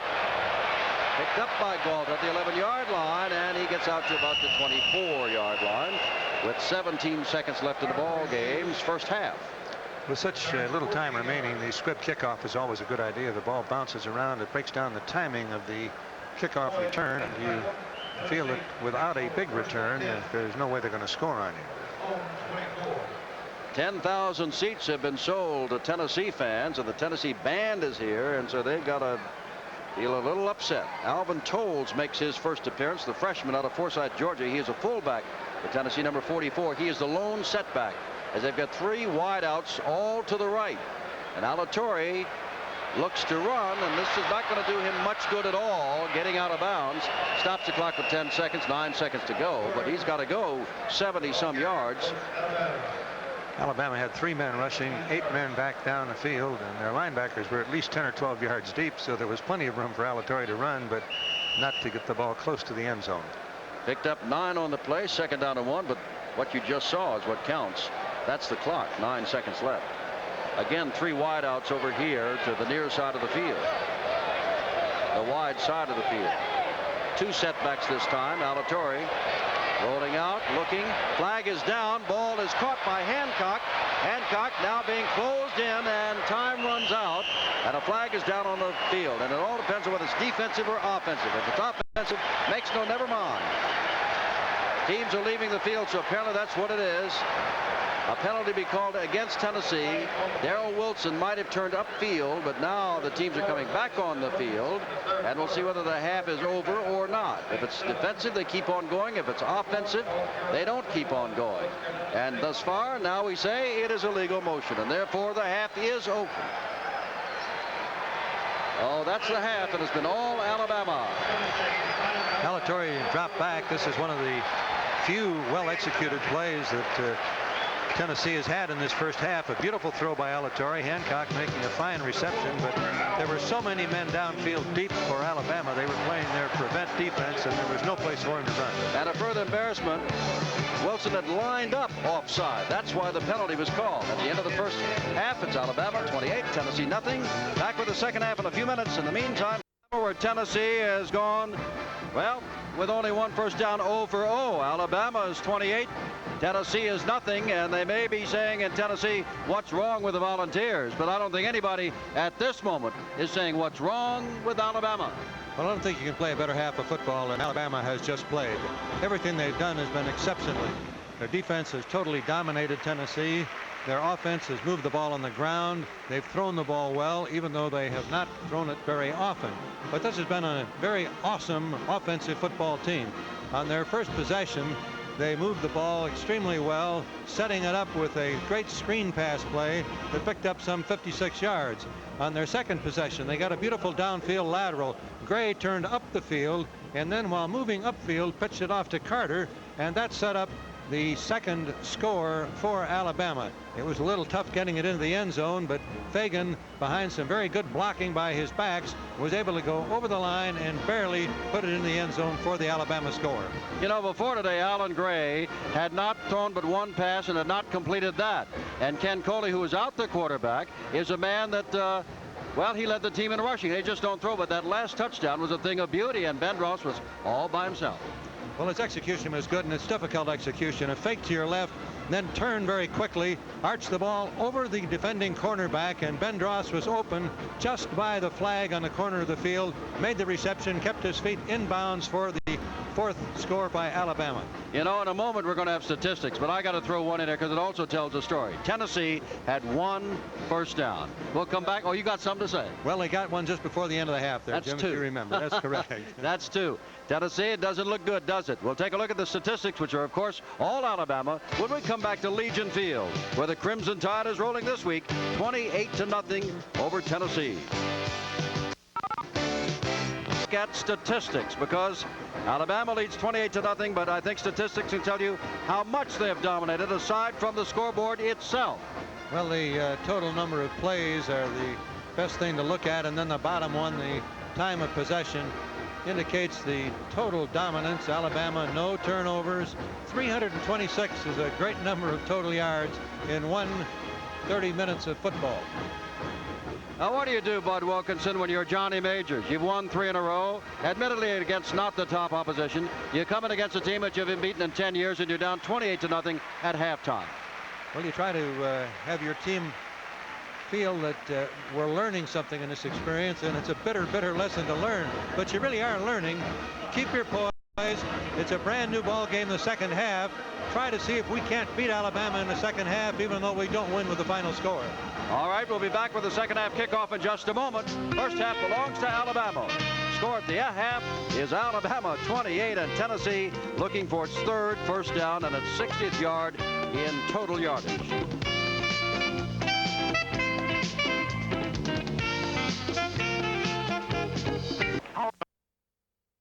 Terry Sanders will kick off yet again to Tennessee.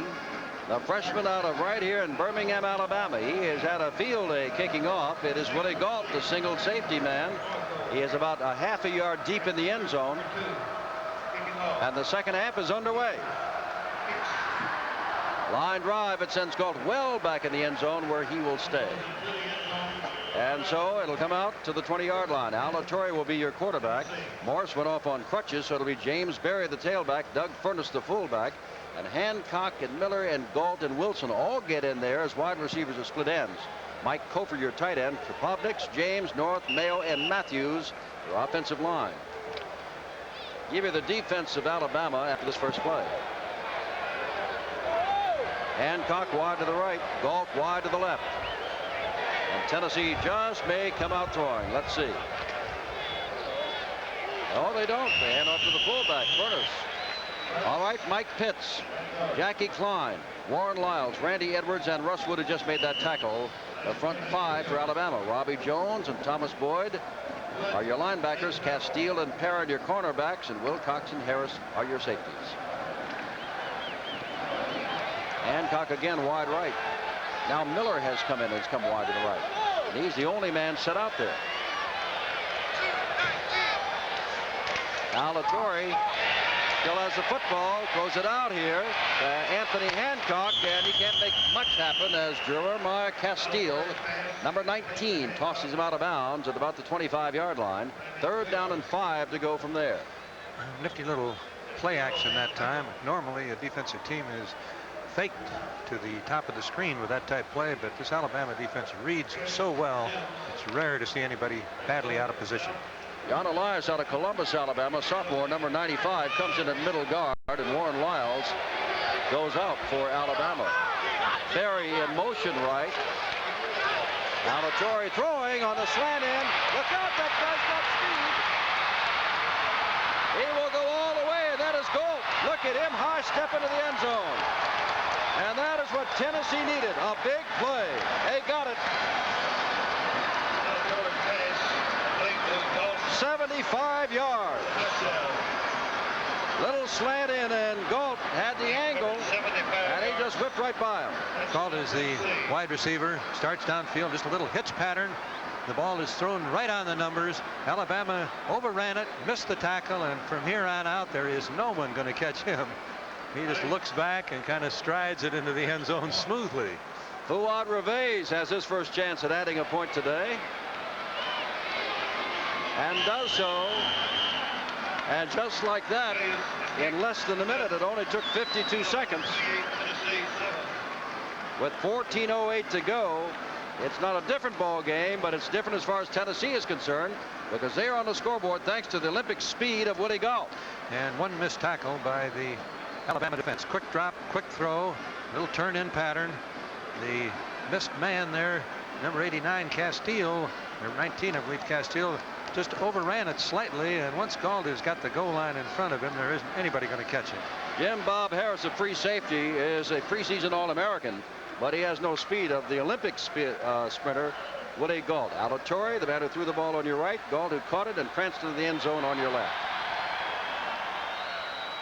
And now that defense of Tennessee, which was on the field for most of the first half, all but about 22 minutes.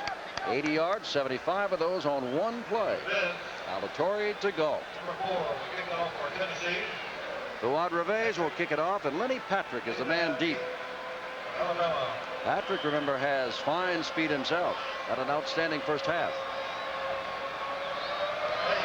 Reveiz will not make the end zone, I don't believe, as, whoops, they take turns seeing who's got it. That's Castile with the ball, and Castile breaks it and gets out across the 40. 43-yard line. Jeremiah Castile. And Alabama, giving up a quick 7, nevertheless gets the ball back at outstanding field position. 14 minutes to go, third quarter. Alabama 28, Tennessee 7. And the quarterback, or Alabama's first possession of the second half. Rides the ball in to Ken Simon as fullback, and he gets out to about the 48-yard line. The offensive patterns of teams can best be discussed by the drives that the team makes. Alabama had 7 possessions. You can see where they got the football. They got it deep in their own territory the first 3 times, but if you total up the numbers of first downs, the number of plays, what happened on each drive, you can see how totally dominant they were. 15 first downs, 52 plays. They got good field position one time when they recovered the fumble. Second down and 5. Allen Gray throws the ball and has his man Bart Trout, the tight end, very close to the first down. Now, Trout had only 1 catch all year, and he has caught a couple here today. Leading receiver of a year ago, and they'll move the sticks. That's a first down to Alabama as Jesse Bendros whispers the play to Allen Gray as he comes in from the sidelines. Ball on the 42-yard line of Tennessee. They've scored quickly and will try to shut down the Alabama offense, which could not be shut down in the first half.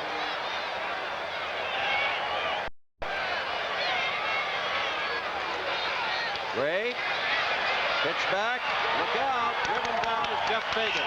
This time playing it perfectly was number 19, Carlton Peoples, a junior out of Memphis. That time he trailed right with Fagan, and the pitch out came, and of course the man was on Allen Gray, and the play belonged to Tennessee, not Alabama. They had all of the triple option stopped that time. A man on the fullback, they had a man free on quarterback Gray, and Peoples was ready to come up and handle the pitch beautifully, which he did. Second down 11, Joey Jones. Number 4 goes wide to the right. Allen Gray hands the ball to Simon, and Simon gets inside the 40-yard line. It'll be third down. Wampler and Jackson make the tackle there.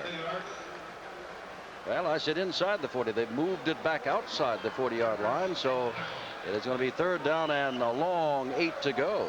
Which is what wishbone teams do not like to have. 3rd and 4, 3rd and 3, but not 3rd and 8. Tennessee coming out fighting. They lost a number of men to injury in the first half. They were down 28-0.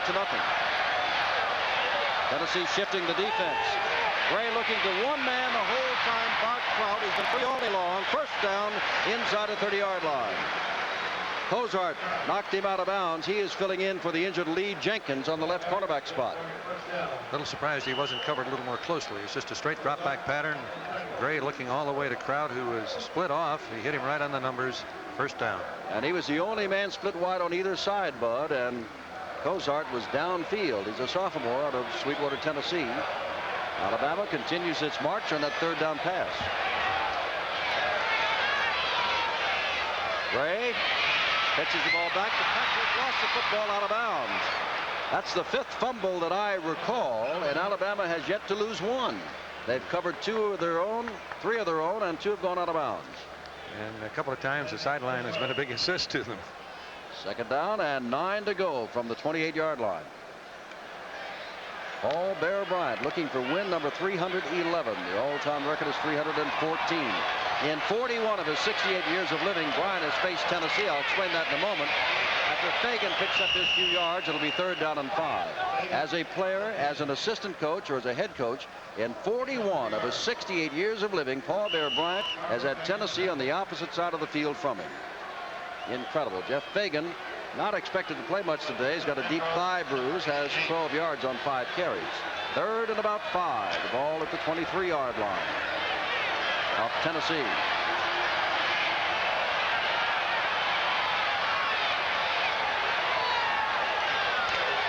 Gray handles the football, pitch it. I don't know if they got it or not. That's Patrick with the football, and from that angle, it looks like they did get it, doesn't it? The first down. Lenny Patrick was stopped almost immediately. They've got an angle on the ball, but they're going to measure across the way. Tell me why an elephant represents Alabama. I don't know. Nobody's explained it to me. The first fake to the fullback, Simon. Gray keeping the ball. Play is strung out fairly well. He finally pitches it to Patrick, but the corner man is right there to make the tackle. However, he did not get upfield enough to prevent the first down. First down, the ball, the nose of it almost on the 18-yard line. I think you also saw the good stand-up blocking of Jeff Fagan on that run. Joey Jones wide to the left. 28-7 Alabama, third quarter. Hand off straight ahead goes Ken Simon, and he got a yard, maybe. And that's about all. Leonard Jackson, the super quick middle guard out of Macon, Georgia, made the tackle of Ken Simon, who comes from Montgomery, Alabama. Ball on the 17-yard line, second down and 9. Tennessee has scored in the third quarter. Alabama has not. Tennessee would like nothing better than to hold them to a field goal here. It would be a great feel for their confidence, and if they could hit another pass or two, we might have a game. Long shot, but might. Back to Simon. Gray carries the football, sandwiched as he gets inside the 15-yard line. Third down and 4 to go from there. You never know when that fullback, who always takes the apparent football, the fake, it goes into the line, when he's going to have it and when he's not, and it kind of shakes up that defense. It freezes the linebackers, and Sure that cuts does. down the pursuit. Joey Jones comes in with the play on third down 4. Jones comes out wide left. All on the 13-yard line of Tennessee. Unbalanced.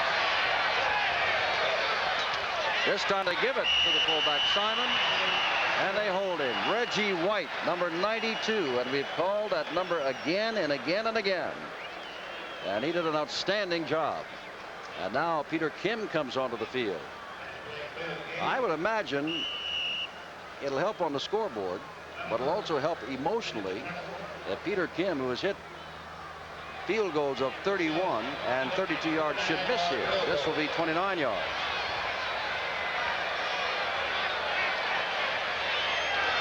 Ball is down. Kim's kick. He just doesn't miss. So Peter Kim now has field goals of 31, 32, and 29 yards. And Alabama's got the lead. It's Crimson Tide 31. And the Volunteers of Tennessee. Vegas, Nevada, 9 o'clock Eastern Time, 6 o'clock out on the coast. We've got top-ranked boxing from, as I said, Las Vegas. The main event is a bantamweight bout of 10 rounds between Richard Sandoval and Javier Bulrajos of Tucson, Arizona. Now, Sandoval is 10-0, and in every one of his fights, he has had knockouts. They're also on the card a junior welterweight, a featherweight, a heavyweight, a junior middleweight, and a junior lightweight match. All live on ESPN this Thursday night, 9 Eastern, 6 Pacific time. Here's that man again, Terry Sanders, to do the kicking off. And Willie Gulp, he's had a thrill today. He is rather deep in the end zone, too deep to bring it out. And so again, Steve Alatorre will be starting from the 20-yard line. We talk about field position all of the time, Jim, being important. And Tennessee has had the ball 9 times now. The best field position on exchange is their own 23-yard line. 12 plays, 35 yards, held onto the football for more than 5 minutes. Time is all in the favor of Alabama. Terry Sanders, who's been doing that job of kicking off, they thought he was going to be the punter, but he couldn't move out Malcolm Simmons, but he took the job of kicking off away from Tim Clark. James Berry goes in motion to the left. Alatorre throws it out here, and it's out of the hands. And now a flag goes down. The ball was intended for Hancock, and right there is Tommy Wilcox. And downfield, thrown by the back judge, is a yellow flag. R.P. Williams is waving. Yellow flag. And I think he's saying that it's a mistake.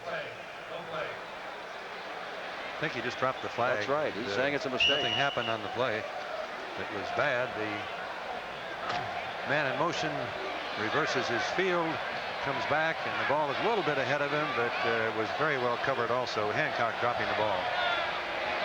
Second down and 10 from the 20-yard line. Alatorre looking again. That worked before, but does not work this time. It lost the football. It's incomplete. Tommy Wilcox makes the hit of Anthony Hancock. On that same play before, it was Willie Gall. Or was it the same play? It looked the same to me. It was just about the same play, Jim, although the Alabama defense was different. This time they're up very, very tight. The play where he broke it, they were loose, as you remember. He had a chance to take a couple of steps, and here he never did quite get possession because he's kind of hit with a riveting machine. 2 Alabama men going bing bing. Tommy Wilcox. Now the ball is batted up in the air. Russ Wood, number 89, came barreling in there, and Alatorre has been running for his life a lot this afternoon as the ball batted away, and Tennessee's got to kick it away again. That's Russ Woods. Alabama beginning to anticipate pass and beginning to blitz, coming almost free this time. Alatorre's got to get rid of the ball. I think it was Wood, untouched, who blocked it. And now Jimmy Colquitt will kick to Joey Jones, number 4.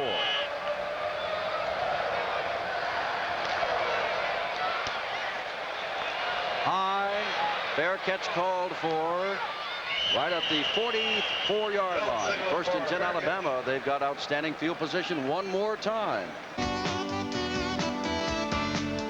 Been absolutely outstanding. They've only used 2 quarterbacks thus far, and the second one, Walter Lewis, comes back in for this series of downs.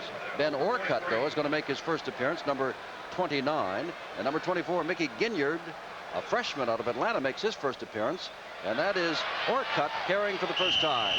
Now Paul Bear-Bryant has used 3, 6, 9 running backs and 2 quarterbacks. That's 11 offensive backs he has used. All at the 46-yard line. Second down and 7 to go. Charlie Williams is the fullback in there. 5 carries before today. Paul Bear-Bryant looking on Happily. a little bit better than last week, I guarantee it. Long count by Lewis. Hand off quick to Charlie Williams. It'll be third down and about 3. So he moves the ball out to midfield. Rutgers, remember, scared Alabama to death up at the Meadowlands, but Alabama pulled it out last year. Well, they go down to Tuscaloosa next week. And Alabama at Tuscaloosa has won 52 consecutive games and 67 of 68 games there under Paul Bear-Bryant, losing only to Florida in Tuscaloosa in 1963 by 4 points. I'm not old enough to remember all that. Third down, 3 to go. Big play here, and there goes Charlie Williams, and he's got the first down. Down to the 45-yard line of Tennessee goes Charlie Williams. Jeffers and Bates makes the stop. You've talked about the number of men that have been in the offensive backfield for Alabama. There have been 54 men wearing the crimson already participating in the game this afternoon. That'll go up 16-25 before this game is over, if the present trend continues, and we've got 6:50 to go third quarter. 31-7 Alabama. Charlie Williams breaks into the secondary down to the 30-yard line. Bates makes the saving tackle. A little counterplay is very tough. Your defense is so used to reading the 3 normal options. When you fake as though you're going to start the option and then hand the ball back, as we see Lewis do here. Moved one way, then started the other way, handed the ball off to Williams, who had nothing but daylight. At 31, Patrick and Williams in the doghouse, as we said, of Paul Bear-Bryant in previous weeks. Caught the route of it today. Here comes number 29, Ben Orcutt, a senior out of Arlington Heights, Illinois, getting inside the 30-yard line before Lamont Holt Jeffers makes the stop. He's had a busy day. Normally you call Kofer's name. Today it has been Jeffers' name we've been calling. And once again, that great takeoff by the Alabama offensive line. Before the game, Bear-Bryant said that he'd like to dominate the line of scrimmage, and they have dominated it both with the offensive line and the defensive line. Ball is on the 26, a short 5 yards to go for the first down. Lewis, your quarterback. And Williams with the football again. Well, I guess Walter thinks if you got a good thing, keep it up. There's Charlie Williams again. Charlie Williams is very strong. He's very tough as he carries the football, but it's the takeoff of the offensive line that is enabling Alabama to absolutely dominate the line of scrimmage. The rushing yardage is so totally one-sided. 22 yards total of 280. Joey Jones goes wide right. Third down, 3 to go from the 25. Lewis pitches back, and there's Orcutt, goes down inside the 20-yard line, bumped out of bounds by Daryl Harper across the way. First down at the 16-yard line. 5:04 to go in the third quarter. University of Alabama, the Crimson Tide. What's he doing on this side of the field? for those Tennessee folks.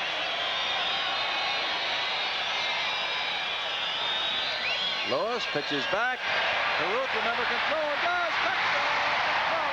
That's right in. Caruth tried to throw back in the first half. Could not. This time he does and has a 16-yard touchdown to Kraut. One of the tough plays in football to defense, the option running pass. Lewis makes the fake to the fullback to freeze him inside. Tosses it back. The pass is perfectly thrown. And it's a very easy touchdown. Kraut making the reception wide open. Peter Kim comes in to add the extra point. Ruth has completed his second pass of the year. His first of the day, good for a touchdown, and Kraut has caught his first touchdown pass of the year. It's 38-7, Alabama.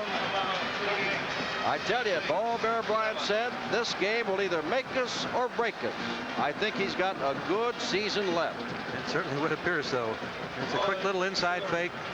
The pitch back. It's a delayed pitch. The Tennessee defense reacts up. Caruth finds his receiver wide open in the end zone. It looks awfully easy when you get that kind of execution. The only good thing about Tennessee is they don't get any more Georgia Southern Cows or Alabamas after today. They can still wind up 8-3. Alabama 38, Tennessee 7. We're in the third quarter. Not this time. Taken by the up man there. Gets out across the 40-yard line and down he goes. Number 30 is Kenneth Cooper, a freshman of Huntsville, Alabama, for heaven's sakes. How'd they escape north of the border to Tennessee? We've got a little less than 5 minutes remaining, 4:57 to be exact. And that means we've played 40 minutes of football. Tennessee has had the ball only 8 minutes of the 40. We're one-sided, isn't it? Totally. Time of possession, defense, offense, the whole thing. 1st and 10. Alabama's got a whole new defensive line in there. I'll give it to you in a minute. Thrown downfield and almost picked off.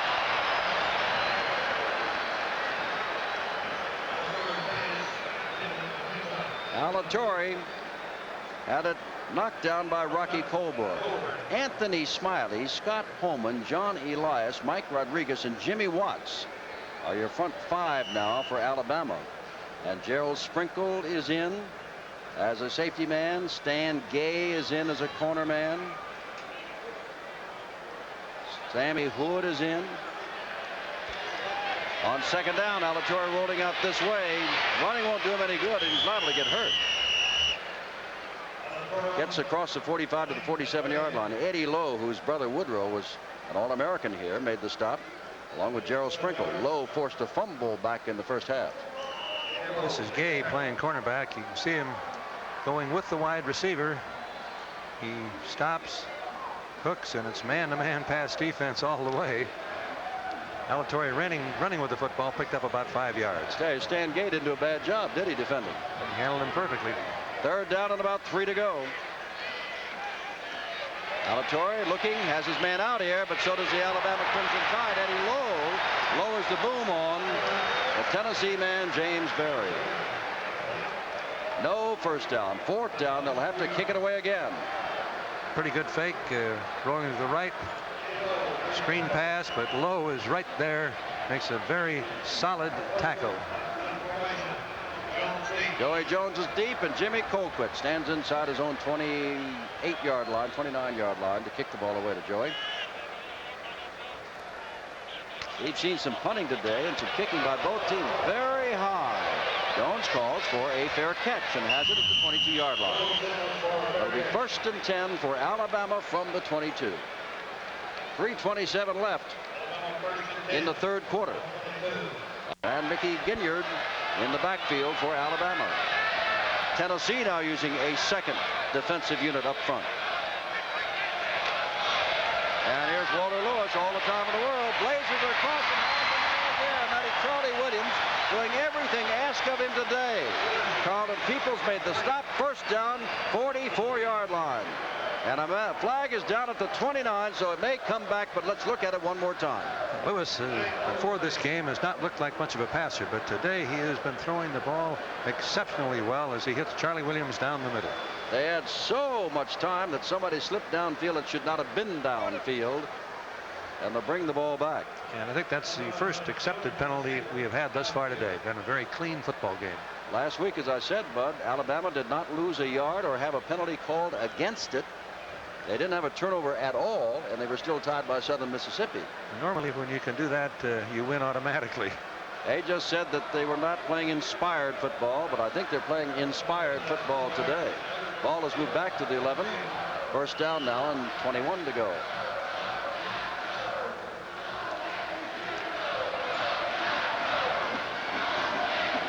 We did have another penalty that I'd overlooked there, which was a procedure penalty by Alabama in the first half.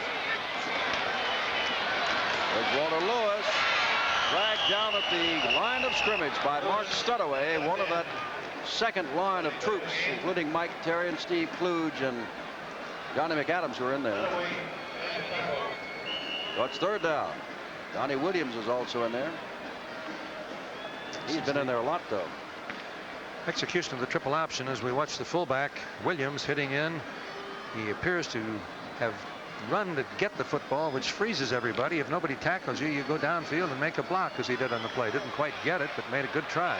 Second down and more than 20 to go for Alabama. They're back at their own 10-yard line. They swing. Ben Orcutt in motion, and Walter Lewis goes out to the right.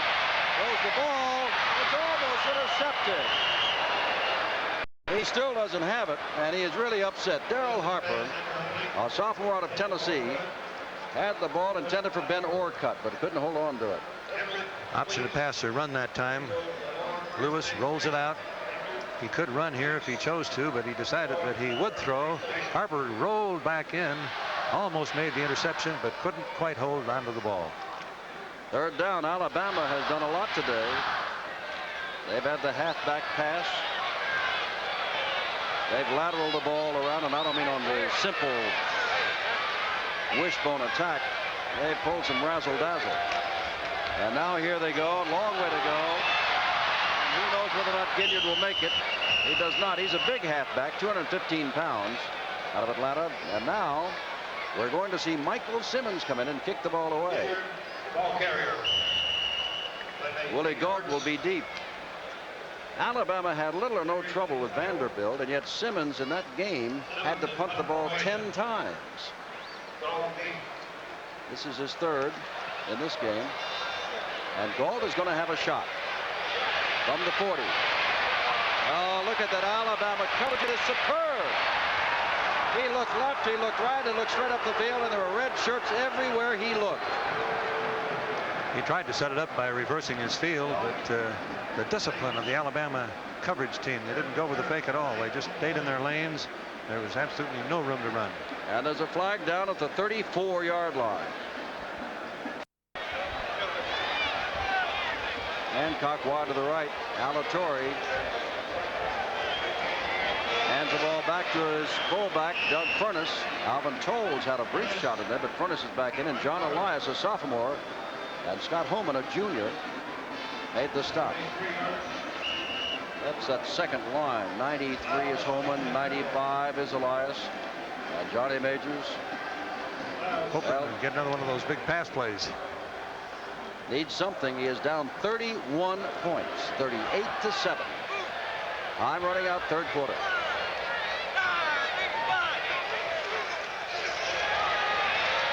Across the field, and Hancock is trying to go somewhere, so he's going to come back this way. He's got blazing speed. If he gets a block, he can go all the way. Nope, they cover up well. Playing off the block, Stan Gay, number 28, did an outstanding job of playing off the block and tackled number 28, Anthony Hancock. Hancock did a super job, though, handling that short pass. It was just a little hitch pattern as he breaks to the outside and gets the ball. He's hit very, very solidly, but Carruthers Florence rather did not quite hold on. He reverses his field. He picks up some excellent blocking from his Tennessee teammates. Can't quite make it all the way, but it's a good game. To the 45-yard line of Alabama, first down. Tennessee statistics are going to look a little bit better in this half. The fullback goes straight ahead, and that is Doug Furness. Down to about the 43-yard line where John Elias made the tackle, number 95. And where that could be the last play of the third quarter. Paul Barabon's team firmly in charge, and it's going to go down, I'm sure, but the third quarter will end. Time is clicking away as Tennessee's just now in the huddle. Alabama's played superbly. Tennessee has had one big play, but the bigger plays and more of them belong to Alabama. Crimson Tide 38, Volunteers 7, 1 quarter left to play. Passes. Alvin Tolles is in there at fullback now, the freshman. This is 2nd down and 8 to go. Alatorre bumps into Berry, his tailback. Still looking to get rid of the ball, and does, and it's caught by Anthony Hancock inside the 35. They have really had a lot of mix-ups in that offensive backfield for Tennessee. Kind of blinds into one another. They have tripped over one another. Kind of blinds the quarterback here. The fullback Tolles obviously was supposed to go on the opposite side of Alatorre, but he didn't. Alatorre has good poise. Had some time to throw the ball, put it right on the target. First down. And now Furness comes in as Tolles never left his feet and looking around for somebody to block after blocking his own quarterback.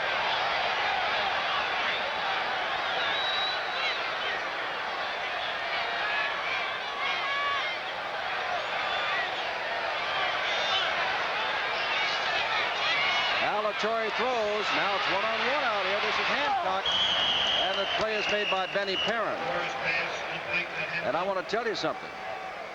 Paul Bear Bryant has gone back to his first-string secondary. When they began to throw the ball around, he got the also-rans out of there and put in his first-stringers.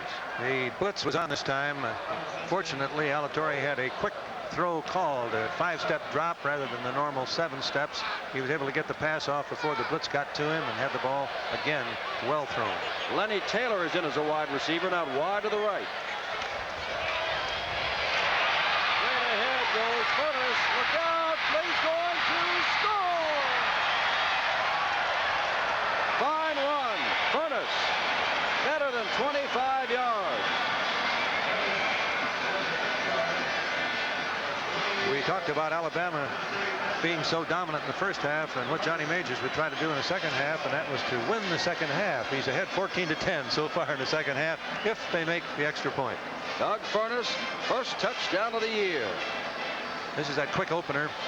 Cutting back against the grain, a little counter, runs well, had a little bit of a slide block there that picked off the last man. He had speed enough to take it into the end zone. And now they try for 2, and falling down is Olszewski. Olszewski came in. They were going to try for 2, and they fell down, and the frustration continues as it is 38-13. Alabama, make no mistake about it, Bud, you know it better than I, have many more and better athletes on the field than Tennessee. But the big thing is that Tennessee has not yet given up, as Furness just showed. Watching they go for the 2. The fake.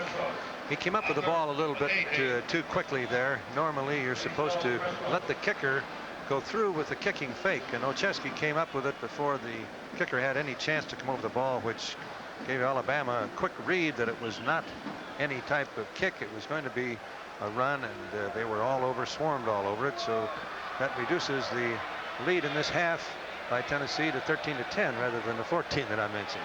Well, as you took a look outside Legion Field, you can see, nope, the trees really haven't begun to turn this far south. Not yet. Fuad Reves to kick off, and Lenny Patrick, the deep man. There's Patrick.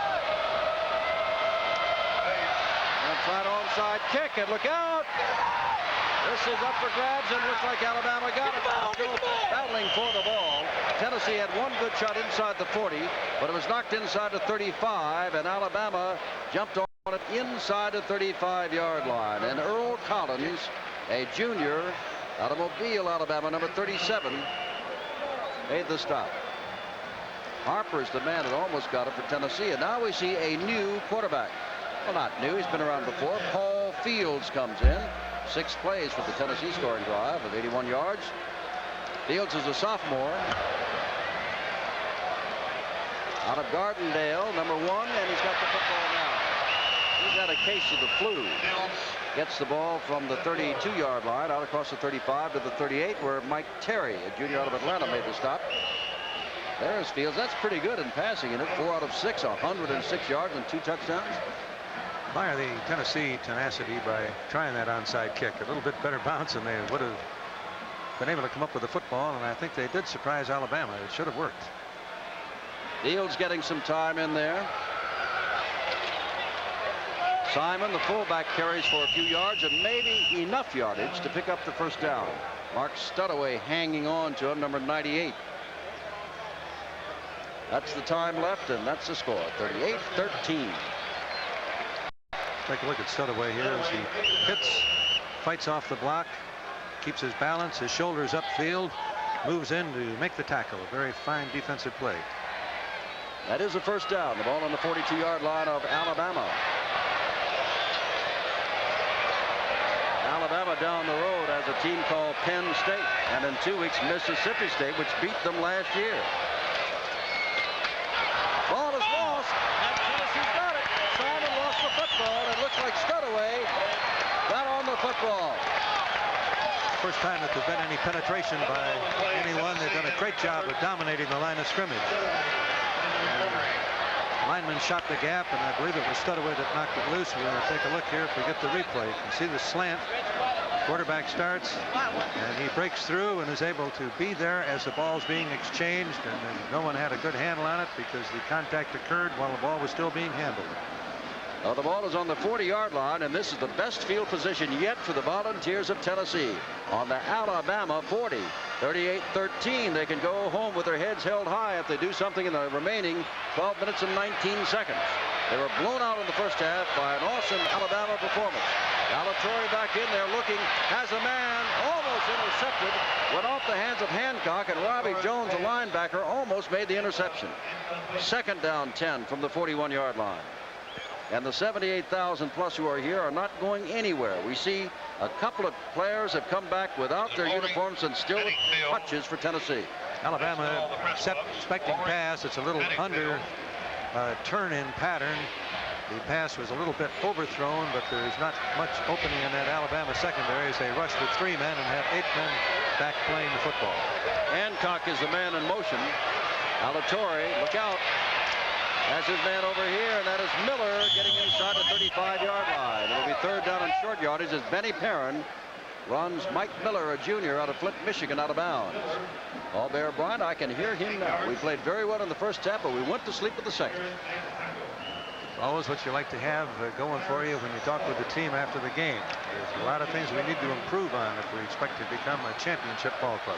Galt is left and Hancock is right. Third down and about 1.5 yards to go. Alatorre hands to his fullback, and I don't think that Doug Furness made it. Thomas Boyd, number 90, and Robbie Jones, 97, tied him up, the two linebackers. And it's going to be fourth down in the yard. You know they got to go for it.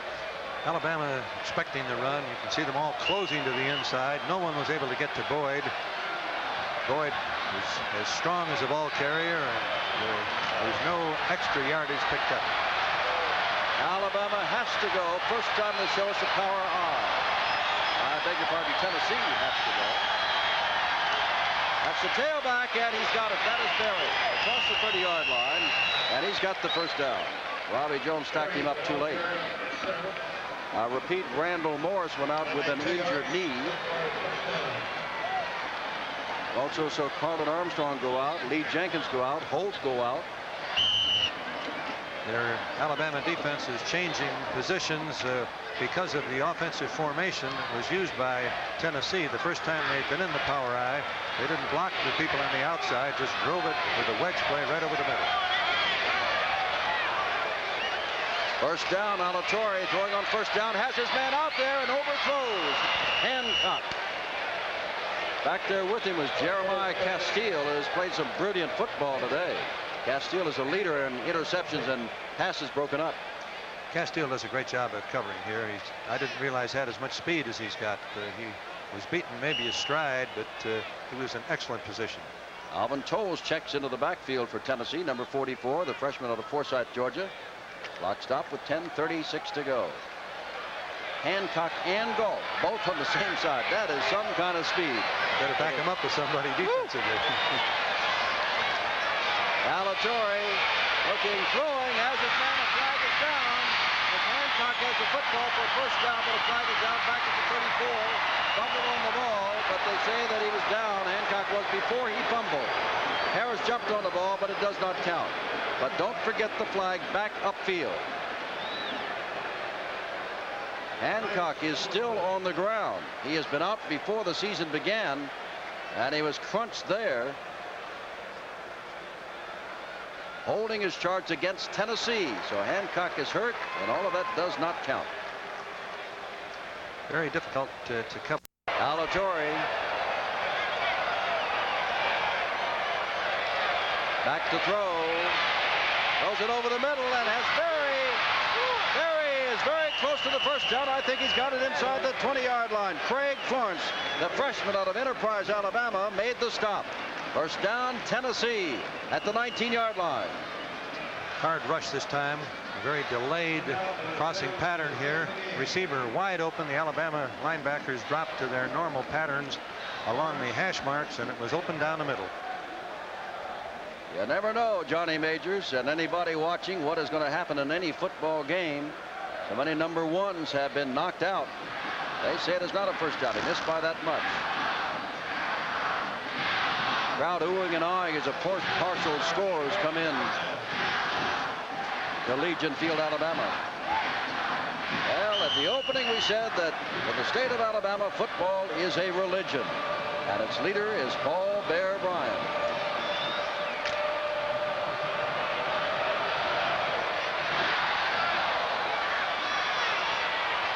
High formation, two tight ends. They've only got inches to go. Alatorre takes it himself. Tell you what, Eddie Lowe knew exactly what was going to happen, but I don't think he pushed him down to the ground quickly enough. That's Lowe 57 getting up off Alatorre now. That's a first down for Tennessee with 9:27 to go. First half ended, remember, 28-0.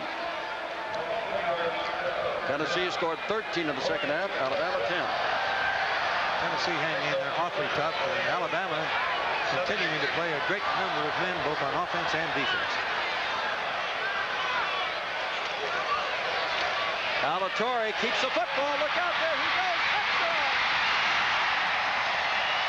19-yard run, Steve Alatorre.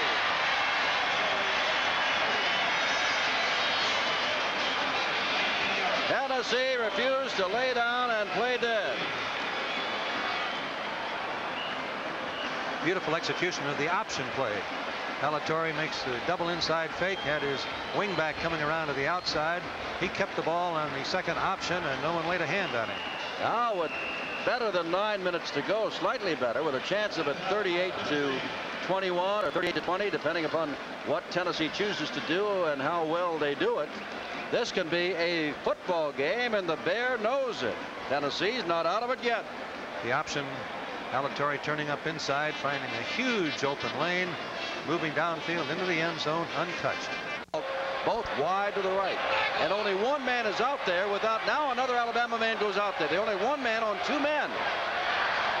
Here's Alatorre looking. Alatorre throwing. Does not make the catch. Robbie Jones is there, and the man that it was intended for was Anthony Hancock, who was just crunched a few moments ago. He gets an awful lot of pressure here. The motion man coming across, a slight rollout. Just as he's ready to throw the ball, a free Alabama man comes in. The pass is a little bit overthrown. He's unable to make the reception. Side kick. They expect it again, but they do not get it.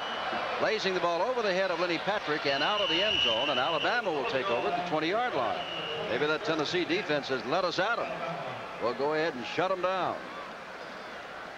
Paul Bear Bryant was having a good time there for a half, but here's another drive. The last one was 81 yards. This is 40 yards. And that was the first turnover of the game that gave them that field position. It's the best field position, obviously, that they had at any time during the game on the exchange. Alan Gray checks back in. Here's the quarterback.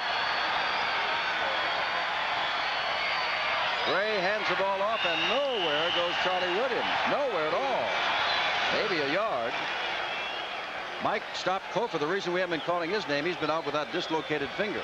Tennessee's defense is beginning to play much better. They're in every gap. They don't get blown off the line of scrimmage this time, and they stop the fullback in the first option of the triple option.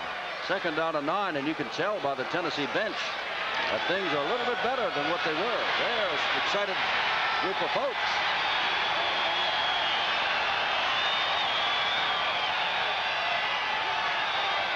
Here's Allen Gray pitching back with the root, and Cruz is going nowhere. Third down and about 8 to go. Tennessee's defense is saying, let us out there. Daryl Harper made the tackle. They played a different defensive alignment. All 5 linemen shooting the inside gaps with the linebackers on the outside. The fake to the fullback and then the pitch to the outside, but each one of the options is well covered. Now let's see if Allen Gray, who's been very effective as a passer today, puts it in the air. Sends Joey Jones wide to the left. Bart Kraut has caught 3 passes and tight end on the left side.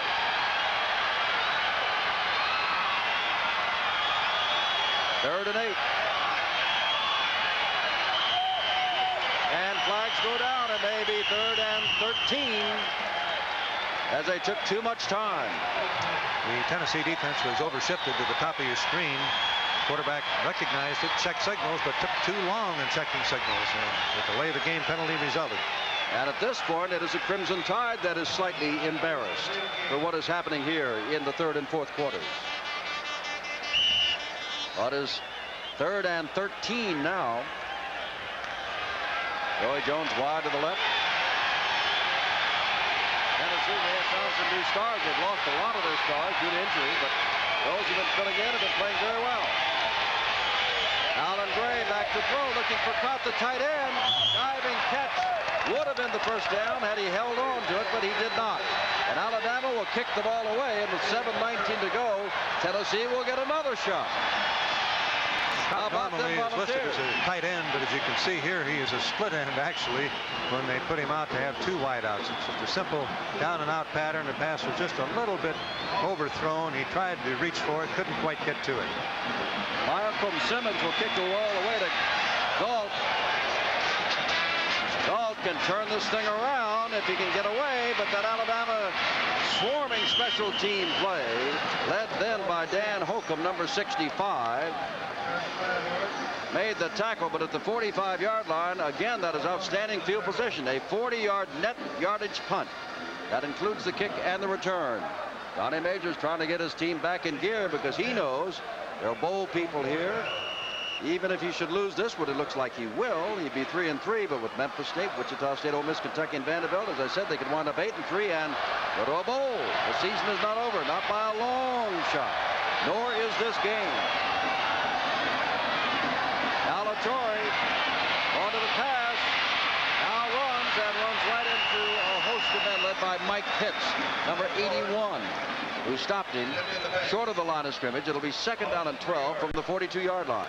One of the few times that he was set to throw a deep ball. He had 3 receivers downfield deep, all of whom were covered, and no one out of the backfield to be a delayed crossing pattern where he could drop the ball off in front of the linebackers. 6:40 left in the game. Tennessee sends Galt wide to the left. He's caught a touchdown pass of 75 yards. Hancock in motion. Here comes Alatorre rolling this way. The play is to throw the ball and get out of bounds, and he gets out of bounds.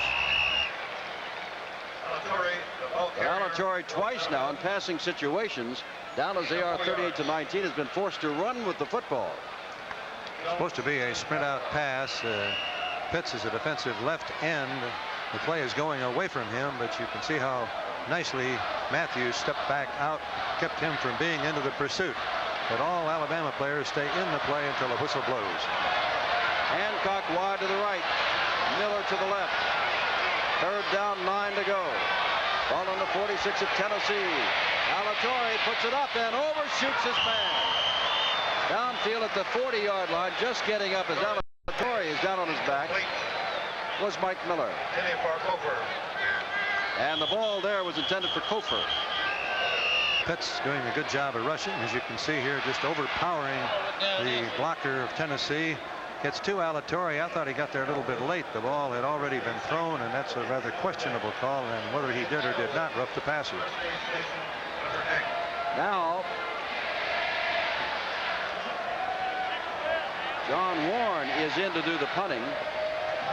And you wonder Not Colquitt, and you wonder if this is actually going to be a punt. I share your feeling, Larry. A lot of trouble getting the required number of people on the field for Tennessee. We're ready to go now. Warren ready to do the kicking. Ostensibly, he is a kicker, but a place kicker. 4th down and 9 to go. Long count by Tennessee. There's no safety man for Alabama. And apparently they're going to wait this out and let the 5-yard penalty happen. That's too long. They're just going to wait. They didn't draw anybody onside. And Alabama certainly was not going to be tricked into going for anything. Alabama had all 11 men within 10 yards of the line of scrimmage. No safety man at all. Nobody jumped. And now the real kicker enters the game. Ball is on the 41-yard line, and this time Jimmy Colquitt out of Knoxville, the freshman. And again, Alabama has nobody back in safety. Now, all of a sudden, Jim Bob Harris figures this might be for real. And he drops back. And it is for real. And another booming kick.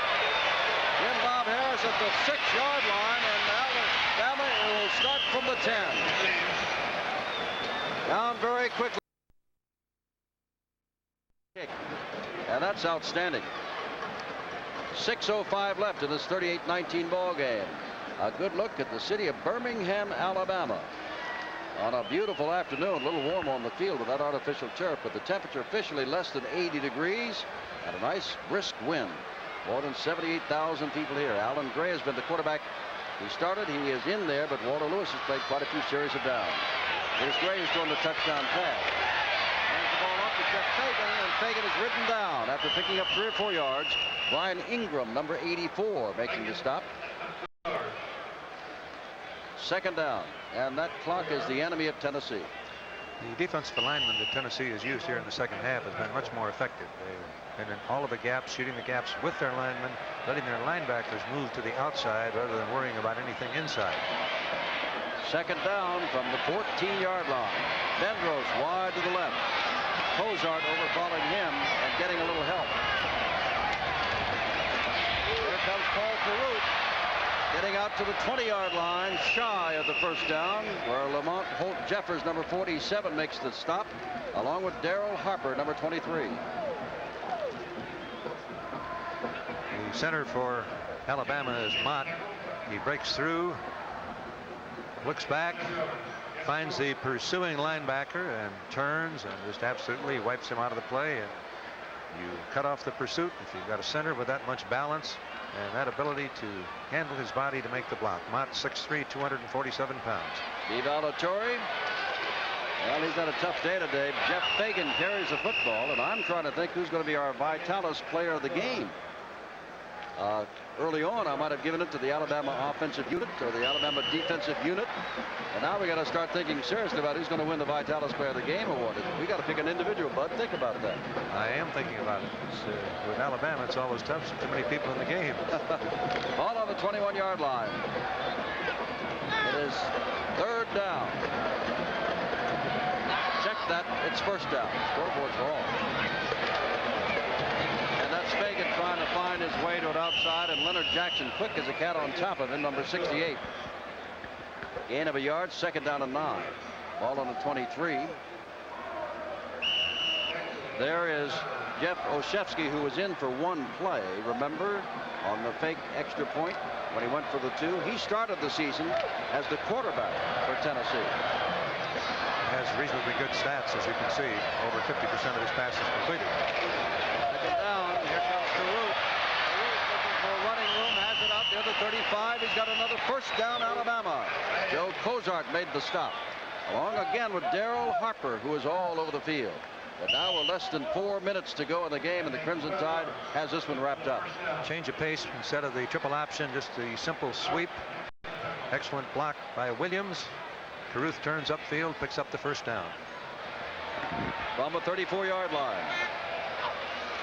1st down, there goes Fagan again. They're springing it out, and almost a fine play. Fagan turns it into a 1st down.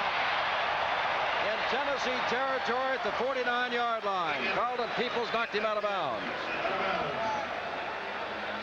When the defense begins to handle your triple option, the obvious change of pace is hit him quick with his straight sweeps going to the outside. Fagan is a strong runner. Watch him lower the shoulder here. Get that shoulder lower, your center of gravity is lower. You can beat the would-be tackler. Johnny Dias is in the ball game now for Alabama. His uncle Skip Dias played for Paul Bear Bryant back in the 50s, and his number's 36, and he's getting a shot in the ball game. He is the fourth man to play that position. That is Mickey Ginyard, the freshman, carrying the football. Gets down inside the 45. Gain of 7, second down and 3. Bates and Cozart made the stop, and the Alabama $1 Million Band feels like $1 million today. Their tide is rolling. 3 minutes left, 38-19, Alabama.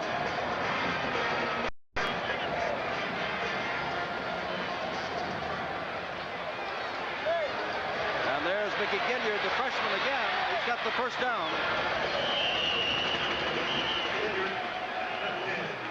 Tennessee has had a good second half, not a great second half. They've had some big plays, but the biggest thing that they'll know when they head back to Knoxville, that they did not give up in this game to Alabama after being down 28-0 at the half. They've actually outscored the Crimson Tide in the second half. And they lost a bundle of people to injuries, and that's even sadder. Look at that. Game of emotion. Both sides have had it. Superior execution, however, is what has carried the day so easily for Alabama. Gray, second man through. And I believe that is Johnny Dias getting a chance to carry the football with his uncle looking on, and that's who it is. A junior out of Elba, Alabama. He's 5'9". And they just put him on the roster for this game. Paul Fields comes to the quarterback as Alan Gray goes out and the clock winds down. Ball on the 35-yard line of Tennessee. And here comes Dias again. Fine run by Dias. And he may have the first down. Very close to it. And a Tennessee man is down. Dias, as we said, his uncle played here in the mid-50s for the Bear. Looks like Reggie White, who's had an outstanding game, is hurt. And this is yet another regular for Tennessee down on the floor. And at least, Bud, they're not looking at his knees or ankles. I think he just got shaken up a little bit, Jim, and I hope that he's all right. Sure he is. Okay, let's take time out. 1:40 to go. As you said, the day belongs to Alabama. They lead 38-19. Third down, short yardage to go. That is Charlie Williams carrying the football, trying to pick up the first down. And may have, bumping into his own man, Mark Studaway made the stop.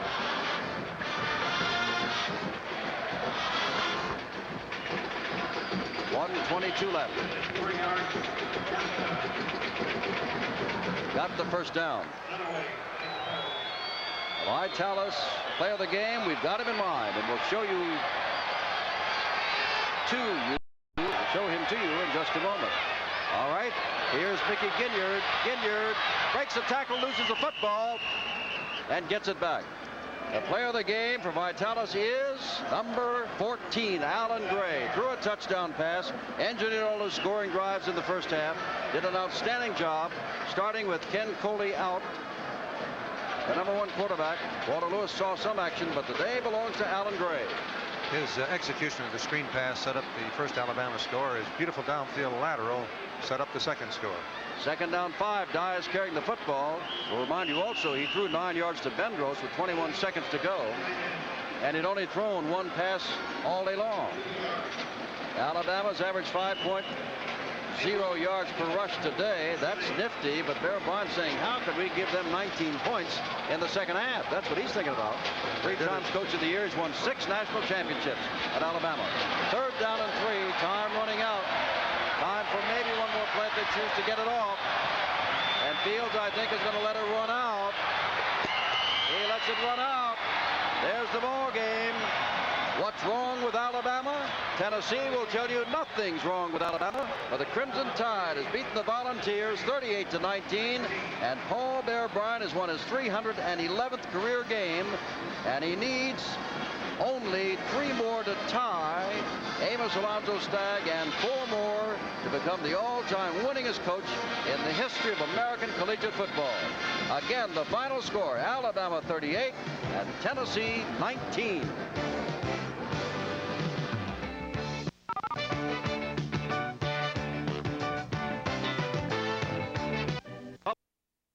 The bottom line is who won and who lost. As we can all see it, we already know that Alabama won 38-19. But I do believe that Bear Bryant might go in a little bit upset because they scored 19 points, and maybe Johnny Majors, the loser, might go in a little happy that his team did not give up. Well, it's very difficult when you're behind 28-0 to say, well, let's wait and try again next week. Tennessee has not put together what I would call any kind of a coordinated offense at all, but they've got such great breakaway speed potential with their wide receivers, and they were able to put together some great scoring plays in the second half, and they won the second half, which is what I'm sure Johnny told them at halftime. Let's try to win the second half. They did score-wise 19-10, even though it wasn't a contest at any point. I've not seen them all, but that first half may have been Alabama's best first half since their first half against LSU in their season opener. I would think so. Tennessee just could not move the football at all. They made 2 first downs, one of them on a pass play, the last play of the first half. They were unable to get anything on track. Alabama got the ball, scored their first 2 possessions. They failed to score a couple of times, but they were just totally dominant in going to that 28-0 lead. All right, members of the Sugar Bowl were here, the Cotton Bowl were here. They must have been impressed with Alabama. Jim Simpson, Bud Wilkinson, final score, the Crimson Tide 38 and the Volunteers of Tennessee 19. Today's telecast was brought to you by Holiday Inn Hotels. Holiday Inn chosen #1 in people pleasing. By Timex, timekeeper to ESPN. Timex, we make technology beautiful. And by Natural Light, the beer with a taste for food. Now be with us next week. We've got outstanding games coming up here on ESPN. But I most likely will be at West Virginia's game with Penn State at State College, Pennsylvania. Penn State very high in the rankings. The intrastate game between Western and Eastern Kentucky. And yes, there is still on our schedule Alabama looking for revenge from that scare they got from Rutgers last week.